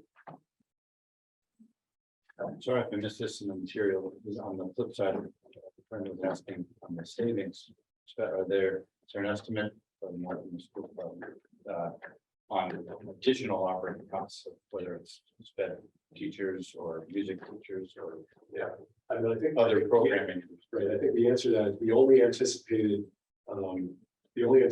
staffing additions would be with respect to those two special ed programs. Is that right? Yeah, and remember, we have to service those students anyway, so we need to do so. What's it saying on the flip side, if you were saying, are we saving by keeping kids in district? Well, we just spending that same money on the teacher, which isn't a good or bad thing, I'm just asking. It will always be better to service and fiscally more responsible to service students in district. But so. Yes, there's an estimate of what that additional staffing cost is. There's a staffing cost. And is it just for the sped, not the other programming stuff? Pre-K, we can have a Pre-K, teacher. right. Remember, pre-K is tuition based, we've taken that staff goes on tuition. We do Is that not, for all? No. except for our special education students, for special education students, the district would have to pay those costs that are in the pre-K program. Really, I didn't realize the general pre-K was a. Yes, always has been. Typical or model students pay tuition. There used to be a lottery when it was very popular about a decade ago. Yeah. Myra, can I just, quick follow-up to that one? In terms of the tuition, and fee-based programs. Yeah. Do those fees cover total costs of the additional employees that would be added, including benefits and insurance costs, or are they just salary costs? What costs are covered here when you say these Just costs are salary, covered? it's just salary. The benefits are all covered on the town side of the budget, and that's for all employees. I understand that. Yeah. I understand. So- So there is an additional cost that will be borne by the town for each additional person that would be hired under this program. I think, They're not really fully funding programs. yes, because of the way Hingham approaches. So I understand, Yeah. I understand the distinction you're making. Sure. But they do not fully cover the cost of the additional staff. The benefits are covered by the town. I think that's a fair statement. Okay, thanks. So, I mean, at what point would that trigger? Because again, remember with East, we had a second question was the operating. Oh, we didn't operate over. Staffing, because it was a new school, sorry. My sense would be this isn't the same scope of that, obviously, but it's. Is there a number? That's what that additional operating cost is for. Staff. Page.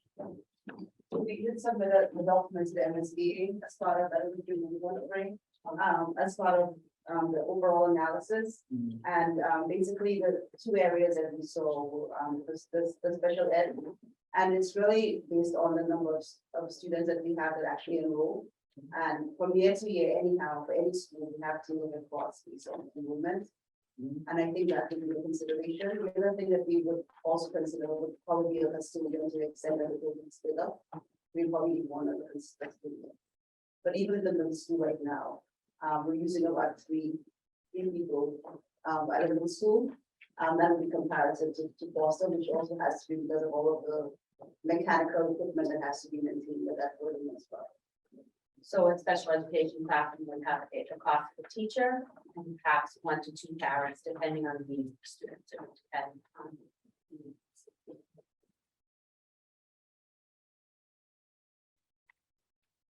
But for special ed, we would have, except for a new program, we would have special ed costs regardless of, depending on who the kids were, the type of the type of, meetings they would have as well.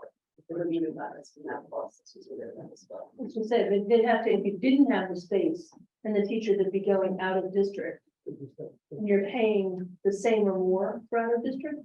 Out of district, your tuitions are much higher. Remember, you're only servicing one student in a special education. Subset for programs, depending on the need and the specific chart, you can service up to 5 to 6, depending on the staffing and the ratio and the disabilities.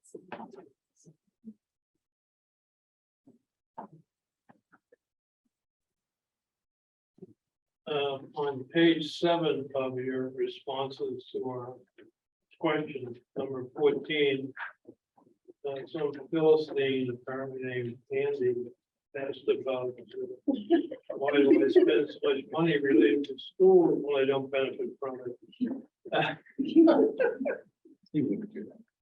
I am, but I think actually the answer to that can be expanded, and I will try to think of how to do it, but in my own view, the best way to ensure success of people generally is through education. And in a town, from a selfish perspective, it seems to me nothing succeeds like success. So if you have good schools providing good education to students who are successful students, I mean, I think well, it's not like Pixie dust, but it spreads to me outside just the school community. A successful school, there's a reason why there's a certain cachet to Cambridge that has Harvard and MIT. We all know that certain towns and cities have reputations based on their school systems, and I think there's an overflow from the quality of the school or the quality of education provided into the quality of the community, to be sure. So I think that answer can be expanded. I could expand. Yeah. So I would say a couple things. First, we've seen property values increase exponentially over the past year and a half or so. That's driven by a number of things. But the reality is that people come to Hingham not because we have a nice dump that people go to on Sundays and are socialized, not because we have a bathing beach, not because we have, maybe they like to go to walk their dog in Barracourt Park or wherever. But they come here predominantly young families with children for the schools. That's why I moved here. That's why a lot of people moved here. And the reputation of the schools is still very strong. I would say that the property values that increase are enjoyed by everybody, whether they have school-age children or not. So the folks like yourself, whose kids are grown, you have grandchildren, right? You're enjoying high property values because of that influx of younger families who are coming here for the schools. That's a fact. Any realtor in town will tell you that. The second thing is, it's the Bob Ryan answer, right? When Alan was leading the way for East School in 2008 at town meeting, Bob Ryan, columnist for the Globe, got up and said, hey, wait a minute. Somebody did this for us. It's our turn to do it for the next generation, right? That's the social contract that we talked about in that answer. And I think that that's incumbent upon us as a community to pay it forward, right? And that's what Bob Ryan talked about in 2008. And I think that's what we need to do in 2022. Those are excellent points to be underscored. I have a bee in my bonnet, I guess, about using benchmark districts for a per pupil expenditure comparison. And I'm not good enough with statistics to maybe be able to articulate exactly the problems, but in the chart we use, there are 4 schools with populations under 2,000 that expand on per pupil basis between 20,500 and 30,300. That suggests, that there are economies of scale, of course, that you now, there are only 2 schools in this group that have enrollments between 3,000 and 4,000, and that's Hingham and Canton. And then there are 5 schools with that have enrollments of over 5,000 students. And the per pupil costs there vary between 17,500 and 21,500. So as I say, if I knew the economics of schools better, I could be more particular about my critiques of using the per pupil expenditures. I just have a feeling that Hingham looks worse than it in fact is. I mean, I don't believe that the results that the school produces in terms of its graduates, high school graduates, could be as good as they are if we were in fact fourth from the bottom in quality of education. Clearly we are not. And in fact, if you look statewide, many of the districts that have larger per pupil expenditures have terrible school systems, frankly. So I don't know if I can do anything for you in this regard, but I tend to bristle with, because I don't think the purpose of the so-called benchmark communities is not this. And I think this might just be an inaccurate picture. No, and I agree with you. I will tell you that our 19 benchmark communities were not produced by the school department. Dr. Allen will tell you this. Those are the 19 benchmark communities with which we compare ourselves in terms of negotiating labor contracts with respect to municipal employees, period. Brenda's nodding her head. That's a fact, right? And that's why they were developed. Right. And that's exactly the purpose that they were developed for, and they serve a very useful purpose when you're trying to compare how much should I pay to get a competent X, Y, or Z. I agree 100%. I don't know at what point the school department adopted that benchmark list as its own. It was before my time on the school committee for sure. I inherited that list, and current school committee also inherits that list. At some point, that may be something that the town wants to look at in terms of, which towns to whom it compares itself. I think it is misleading. I think it's been used as kind of a weapon of sorts. Yeah, I think we can move on. Okay. There's a lot of issues with that, and I don't think it's a question that Andy has. So let's move on. My only point is, I understand your point. Andy. that's not, Andy. If you have another question, let's go, otherwise.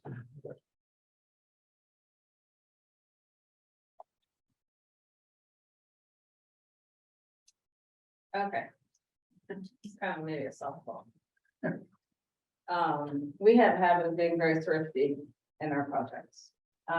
Given that we have a lot of capital projects coming down the pipeline that we're asking the taxpayers to fund, do you have any concerns that we are overbuilding this school?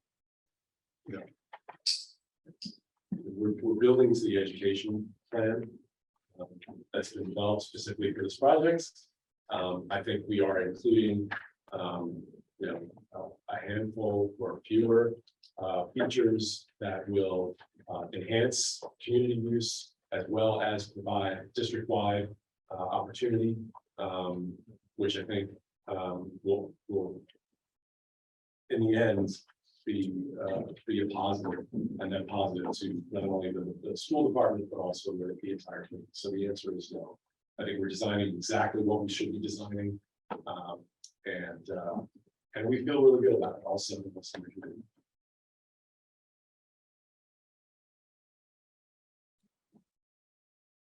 Okay, if, if my understanding is correct, Ray, and again, it may not be, but are there 5 sections for each grade, K through 5 in the new plan? Yes, Okay. And how many sections, Dr. Adams, do we have currently in each grade? 4. When we were looking at it, it was 5 kindergartens and 4 in the upper grades. Okay. So there are 4, they're projected to be 4 at each grade level next year. You can look it up. We just confirm. 3 or 4. So if there are 4, let's say, for each grade, there's an extra classroom, if I'm understanding this correctly, and how is that space being used for the KIA program or the pre-K, or how is that space being utilized? I don't know how it will be utilized, but the 5 is what's required to meet the enrollment of 605 pupils at 22.5 pupils per classroom. But if I'm understanding correctly, those classrooms would be empty until the population increases. Yeah. that's an operational decision about how they want to approach that. But we take in the design enrollment, we take the guidelines the MSBA prescribes. And then we design to that. You know, I can tell you that the one aspect that Jean mentioned is the target enrollment, the target class size. Right, the school committee has guidelines with respect to class size at different levels, from kindergarten all the way through high school. And we talked about this last time. I reminded Tina that when our boys were in 2nd grade PRS, they were in classrooms of 28 boys, 28 kids rather. Most of them were boys at the time it seemed, right? There's no earthly reason why you should have 28 7 or 8 year olds in a classroom together. We needed a 5th section of PRS at the time and we couldn't get it. So the class size is a really important aspect to this. And MSBA is driving it with its guidelines for space as well as the design enrollment. So could we get some follow-up on what would be going in those extra classrooms? I think the answer was that with increased enrollment, we would make changes in the amount of teachers and classrooms that are used. That currently at the Foster, based upon enrollment, some grade levels have 3 and some have 4. So for example, grade 3 next year, this coming year, the 4 students planned for it, so there are 4 classes. So hopefully the enrollment as projected would go up. As we lost students, as was said, I think in this meeting, we've lost students through the COVID years for different reasons. And the hope is a new building and the enrollment, we bring back some of the students. And my colleague to my left here reminded us, she looked at East enrollment. When East was built, enrollment went up. And there's historical data for that, that we could probably share. People moving to town want to live in the district where the new school is. That's what happened with East 13 years ago. And I think we know as well that people haven't stopped sending children in Foster, not only because of COVID, but because of the state of the building. Multiple families who have done that. So the expectation is that those families will no longer do that. If their children have already aged out, newer families in the neighborhood will send their kids to Foster. So there's a high expectation that the enrollment will increase very similarly to the way it increased at East for all those reasons. So, and that would translate at some point to additional staff as you fill those 5 classrooms. But that's also consistent with how you look at the school budget every year, right? You staff to enrollment. Right. So and I've watched school budget for 15 years and every year they talk about increased enrollment and additional staff as a result. And we go back and forth. But yes, that's.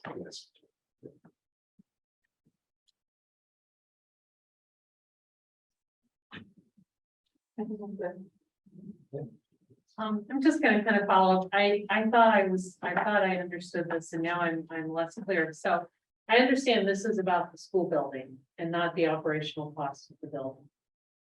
But people are gonna want to know what are the operational costs of the building, particularly if by, the special town meeting isn't all that far from our regular budgeting process and town meeting in the spring.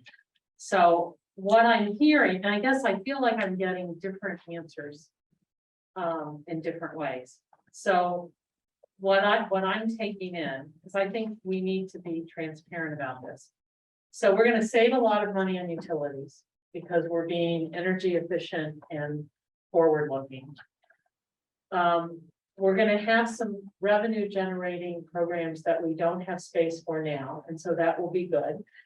But, and presumably the salaries of the staff for those will be covered by the tuition, but we will have increased benefit costs. And I think we usually talk about benefits being about a third, is that about right? Of salary.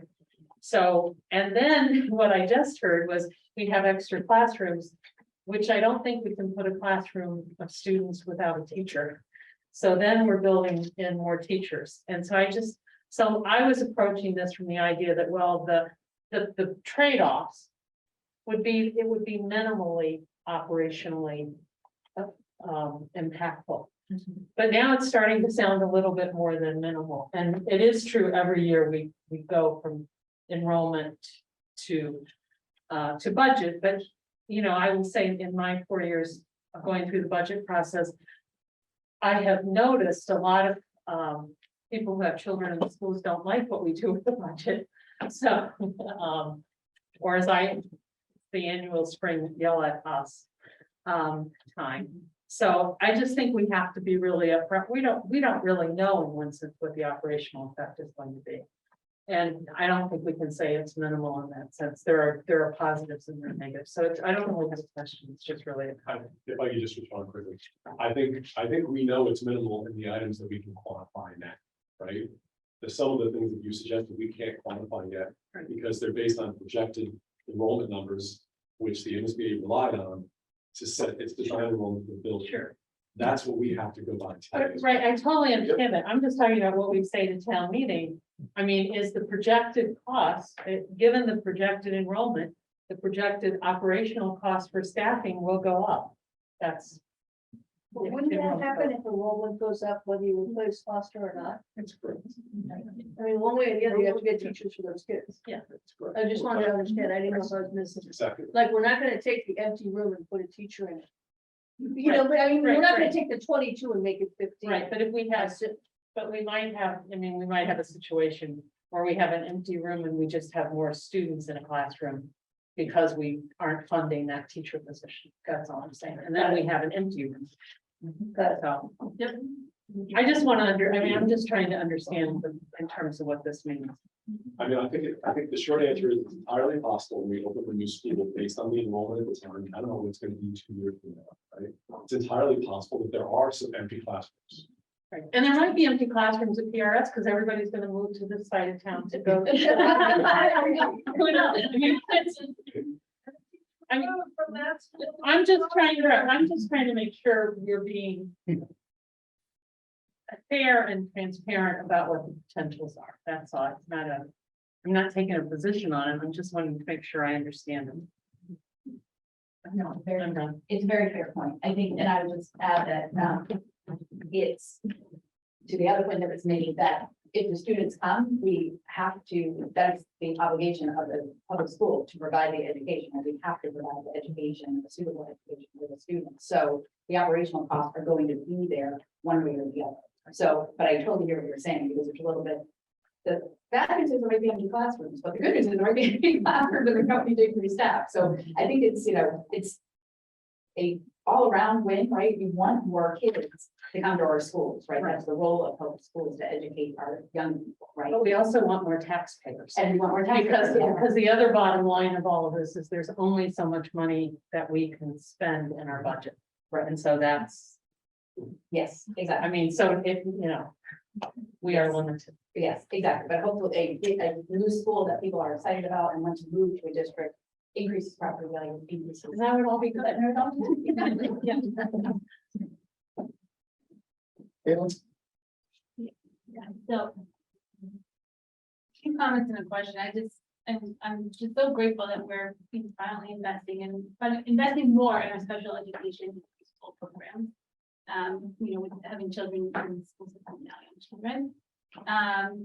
So that's great. I think one question, in the back of my mind is just the equity across the special education students that may not be going to Foster, and how is that, how do we think about potential costs and programming enhancements that we will need in other schools to ensure that we have that equity across the town. I also like comment in terms of, investing in the infrastructure and cost savings related to geothermal thing that we're adding. There's cost savings because we have increased investment upfront, right? So in my mind, if we're increasing the investment upfront in our students in the pre-K program and the special education program, that potentially save costs over time. So I just want to make sure that we're just thinking about things. I hear it's kind of return on investment for equipment and building, and are we making sure we're thinking about that for the students in this town? So I guess the question was, I did have a question. Students, do you think we need to think about additional budget? I would say it's not unusual in the district to sort of say when they have a specific program in one building, and make sure we provide transportation. It allows for efficiency, right? So you have a group of students who need particular services, you want to group them together so that you can have a teacher and some specialized programming. Yeah. So we've developed some of those specialized programming with the RISE program, serving students with autism. So that's what we're trying to do at Foster, and make it more efficient. So this allows us to do that by providing more space, as well as develop more programming for early childhood, just like, which was well said, right? We invest in our youngest, we invest in the families, and then we're able to sustain that relationship and keep those families, and those students well served in the district. And Linda, one thing that you didn't mention is that swing space between the classrooms that they're using as collaboration space, that would add to the square footage that isn't very much. That's right. Those common spaces that, maybe Gene and Susan had, they're in a lot of buildings that we've designed so far that we looked at last fall. So the MSBA reimburses 1,000 square feet per classroom. So in Foster and many other schools, and it's not just our firm, it's very common. We make the classrooms 900 square feet, and for every classroom, we have 100 square feet that MSBA will reimburse. And we try to make use of that as a common space. In this case, the 5 classrooms per grade level are arranged around a common space off the hallway. And that does come out of the educational program in this district and many others, where collaboration and project-based learning is important. And so big group activities and presenting your work, and the superintendent can speak to it probably a lot more articulate that was wrong. But anyway, so those spaces are reimbursable, but they're also very central to the program.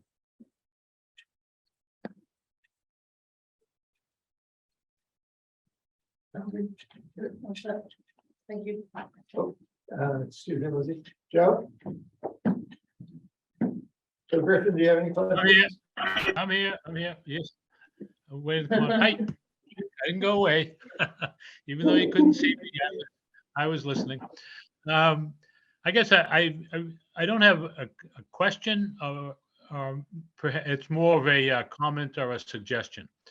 I think in the past few minutes, we've been talking about, the possible surplus of space, of classrooms. And I think what makes it hard to really get a real clarity here is we're using a number, I think, of 400 students now, or was it 480 students?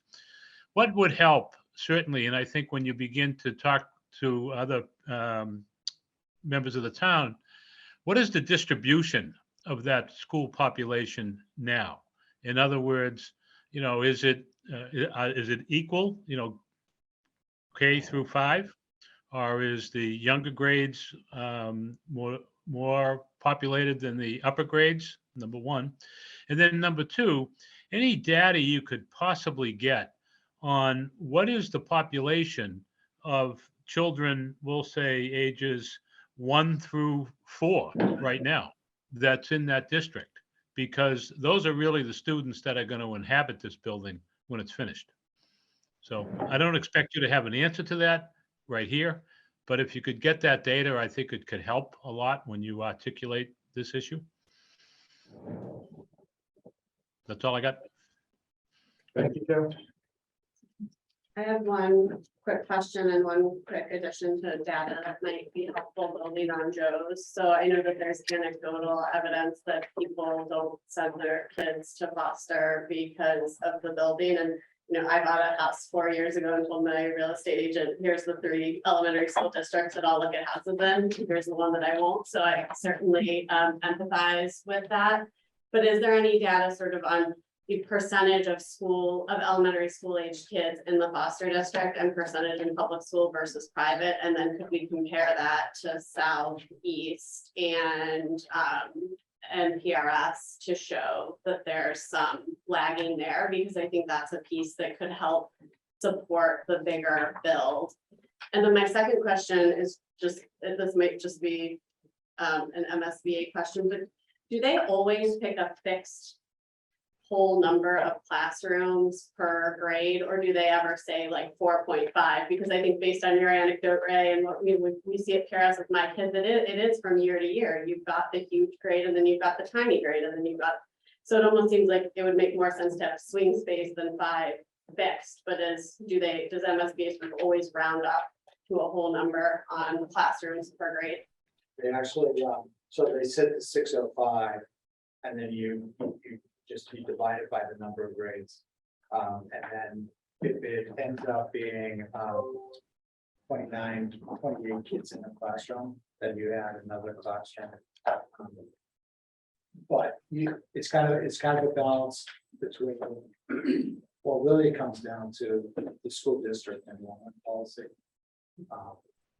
And you have to assume that you're gonna have the same number of kids in your grade level, even though we all know that does fluctuate. All right, yeah. That's a beef with the MSBA.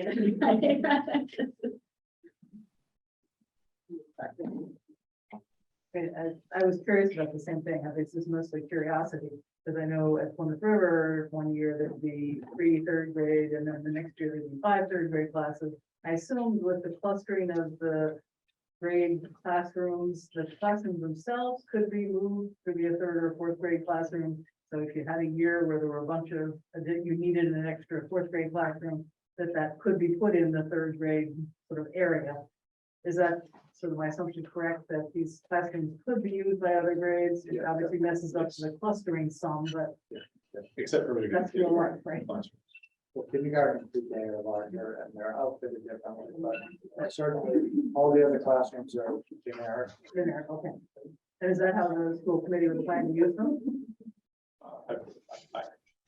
I mean, speaking to that, I think that's the case. I think year to year, based on enrollment, they make adjustments to the classes. If there's a bubble of certain class sizes, and certain classes are bigger than others, as you suggested, one year like 4 sections in 3rd grade, and only 3 sections in 2nd grade, but that changes year to year. And those teachers often get change grades. I've seen 4 to 5, 3 to 5 happen quite a bit. Also seen teachers change schools, right? Go from East to PRS or whatever. That's probably not as frequent, but it definitely has happened in the past. But I think there's absolutely the ability Yeah, so the clustering doesn't get in the way of that, sure that needs to happen. Fair enough. Thank you. No?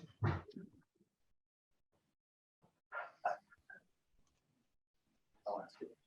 What, probably for school department, what if this didn't pass? We walked the Foster today, and had, and I can't remember the whole punch list, but there are some severe concerns with the Foster building. Concerns that, our facilities director is concerned we might not make it. We would have some, significant. We might not make it. There are heating and plumbing and, there's a quite a lot, in that building that needs maintenance. And it's, we're just barely holding it together. We need a filter. Or we were just talking about, might be helpful to see the amount of maintenance that would need to be, and I think that was in one of the scenarios, the amount of maintenance that would need to be done to that building to be able to sustain it. Okay, so I guess I understand that, I mean, that when that was on the school space study committee in 2004. And that was a concluding event, and so I get that, I guess, and I'm wondering, as part of, we didn't writing this out and saying, here's what the situation is there some effective way to quantify it? Yeah, How we'll much is go left back in to that? the same. How much is left in that? Oh, that- The extraordinary maintenance. I know that. But if that one was- A lot of we spend every year, in terms of maintenance every year, it would mean that we would probably have to look at a new boiler. In terms of the pipes and everything else, we have to get that. That would be one of the first things that we have to do. In terms of ventilation and that.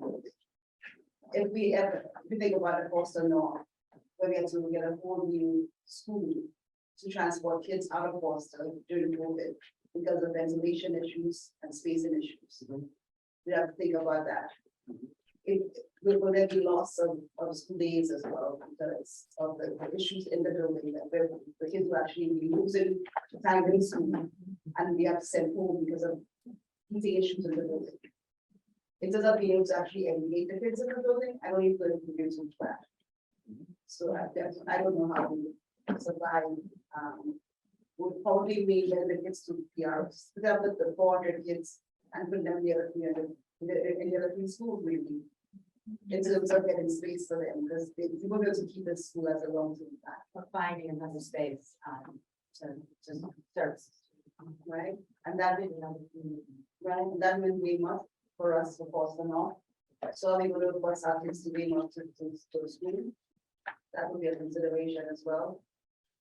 So I don't see that as an alternative, but hopefully we will get to that. Yeah, and I think not to make it too much of a disaster scenario, but to Margaret's point, I mean, we. Not recorded, correct? It is. I don't want to kill people, right? Because I mean, the school is, I mean, it's an amazing staff, it's an amazing community, right? The staff will make this happen and we will get to the finish line of September 2024. But we don't want to run into a scenario of it becomes September of 2024 and there's not a new building and suddenly we find ourselves in a space where we have to redistrict the entire elementary population. The other 3 schools cannot take on 133.3 students at each of them. There's just not the space to do that. So there isn't really an alternative if this school is rebuilt. Again, it will be great for the next couple of years and the teachers and the staff and the community will make it great and make it a great environment for the kids. But if it doesn't pass, I don't really know what I'm making sure that built that oil can be nice. The pipes and everything else, and the heating. The heat in some part of the building. Certain points in time. It's It was built in 1951, so it has 1951 technology that cannot sustain the technology that's needed to put in a boiler, a heating system, a cooling system, and all the systems that are needed to run that building efficiently right now. So, and sorry, I just would say, and I'm not trying to be overly dramatic about it. I think those are just facts, right? And the fact that is that 10 years ago, we might have had an alternative. But by being thrifty and not doing the things we need to do to fix to come up with other scenarios, we're now in a position that this immediately going to school. Well, we did that making choices, right? Alan, you mentioned you were on that school facility study committee. The report that came out in 2006 recommended something for Foster then, right? But we only had 3 elementary schools at the time. So we had to tackle that project. We tried to tackle it at the same time as the middle school. We applied to the MSBA when they started the new regime in 2006, and they said, one at a time. You know, right? So we decided the elementary school was the right way to go initially. We did one thing at a time, we did it very well, and then we moved on. And then we went to the middle school, and we were fortunate to be chosen again. We got thrown into the model program, and we were very fortunate. Foster still waited, right? And when the middle school opened in 14, I was still on the school committee. We were still talking about what to do with Foster. And we made a determination. I remember sitting in a room and saying, how much money can we spend on this building when we know we need to replace it, right? This is bad taxpayer dollars instead of good taxpayer dollars. What we're asking for is good taxpayer dollars, right? It's a lot, but we get that. And that's just the nature of where we are today in this global economy. But these are good taxpayer dollars to solve a problem that's been a long time coming. Yeah, obviously, I knew the answer. Hey, I got you all standing.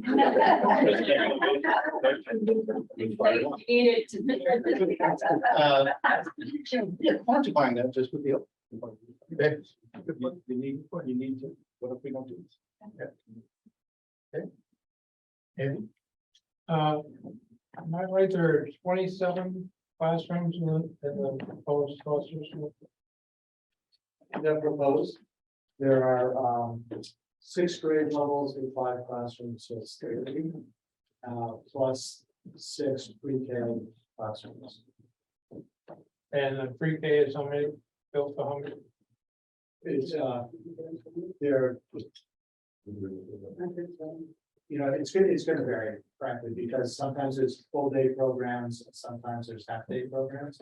So sometimes one room is serving 15, and sometimes one room is serving 30, right? If you have half days, and that's gonna fluctuate as the need changes. So 30 classrooms plus pre-K. Yeah. Thank you. I remember at one of our meetings, one of our other meetings in person, maybe our first. Dr. Maestas said that the staff audit had been completed. Is that complete, and can we get a copy of that? Because this classroom and class size issue is actually very interesting. We've been working on it. He started it, and so we've been updating it. It's old data, it's based on last year's data, so we've been updating it this fall. So we met with all of the principals, we're drafting those, and we'll share it with the school committee. So we're not ready to kind of share it out, but we'll be ready soon. So we're working on it. So very hard, as quickly as we can. Thank you. And it'll include that information on class size and student to teacher ratio. I think just a simple question. The geothermal heating and cooling system. There are other schools that are using this.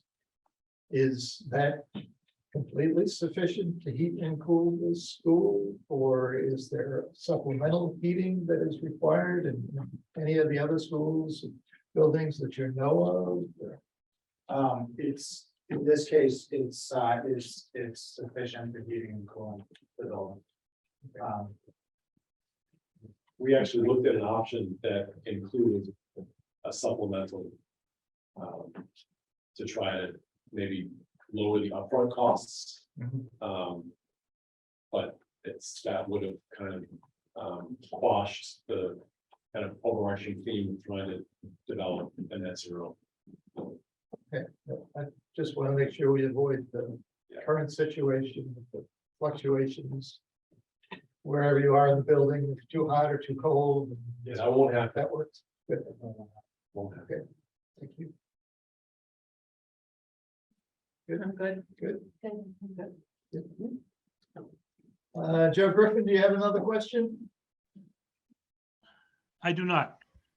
Thank I'm you. good. Lindsay?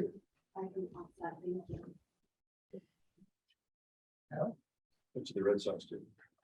Yeah. Good. Oh, you're good? Yeah. Oh, sorry. Okay.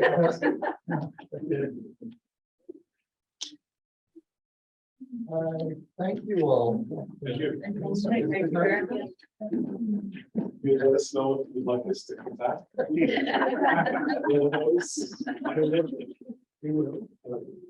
appreciate it. I know you guys have been very busy. We certainly appreciate it. Oh, I'm sorry.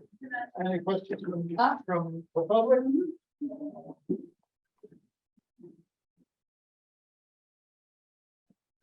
I, Liza O'Reilly, 19 Portersville Road. I served on the committee for 9 years, extended my term in May, so I joined Linda Hill, to Ray Estes, to myself, to Michelle Hare, of this continuum of school committees who've been advocating for this project since the 2006 plan I have in my bag. There is an actual plan. I also had the pleasure of serving on the town's most recent master plan committee. Foster School is an urgent recommendation in the master plan.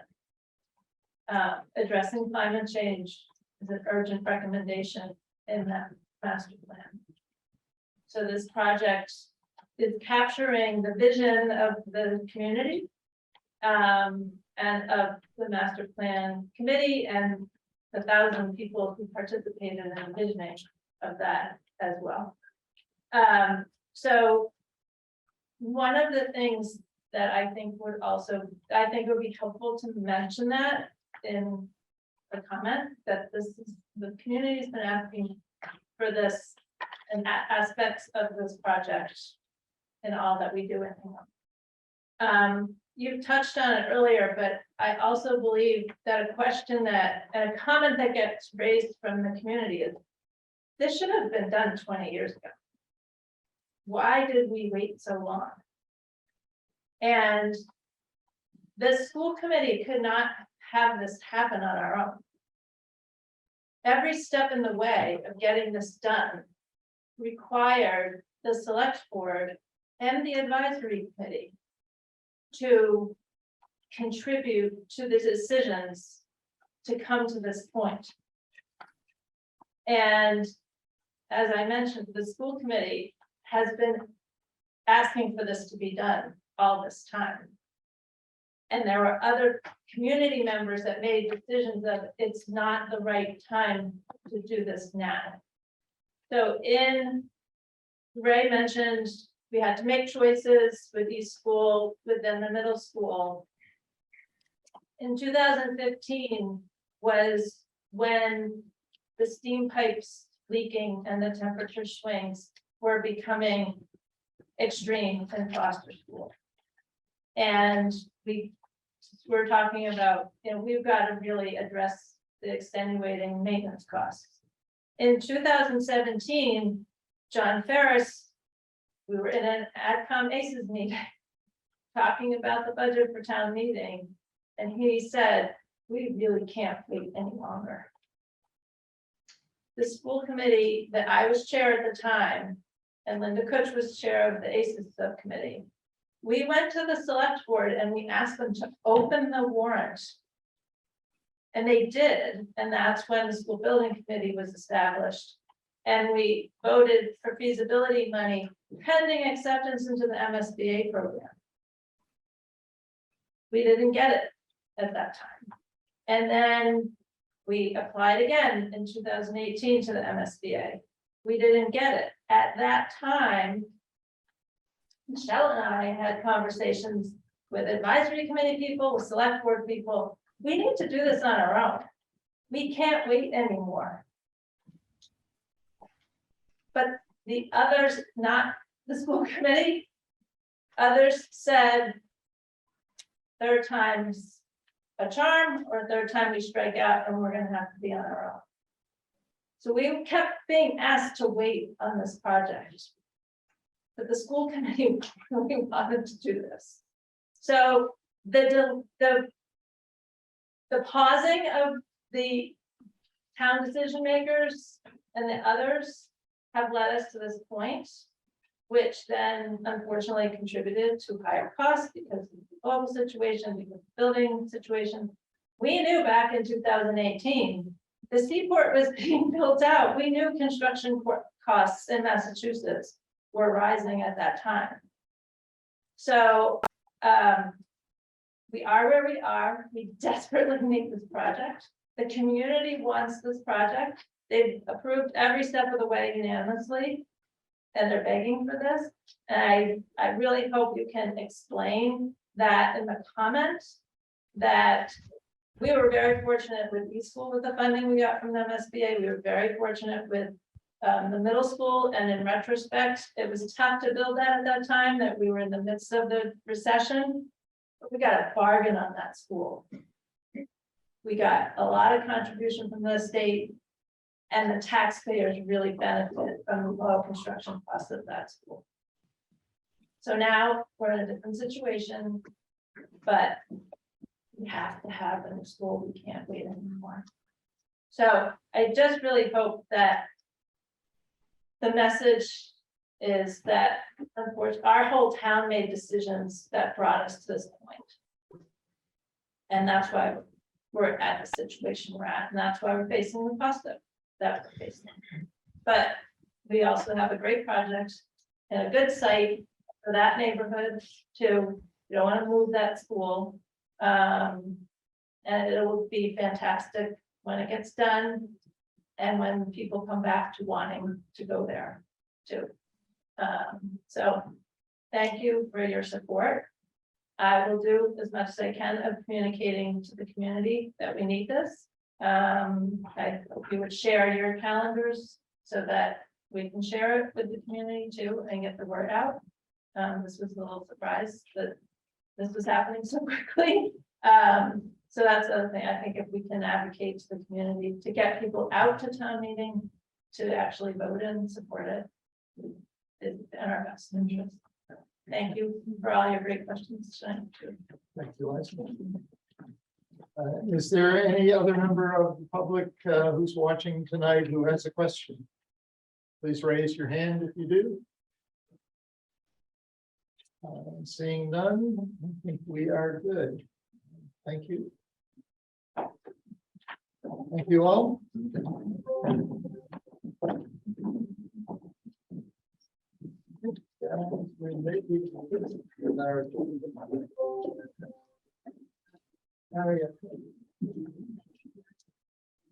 So, the next item on our agenda is 48 hours of our meeting. Hearing none, I'll accept the motion to adjourn. So moved. Roll call vote. Joe, you can't leave yet. I'm not going anywhere. All right. Joe, let's say yeah, aye, nay, or if you want to say nay. If you want to leave, say aye. All in favor of adjourning, yes. Aye. Aye. Yeah. Aye, Henry. Aye. Aye. Aye. Aye. All right, thank you.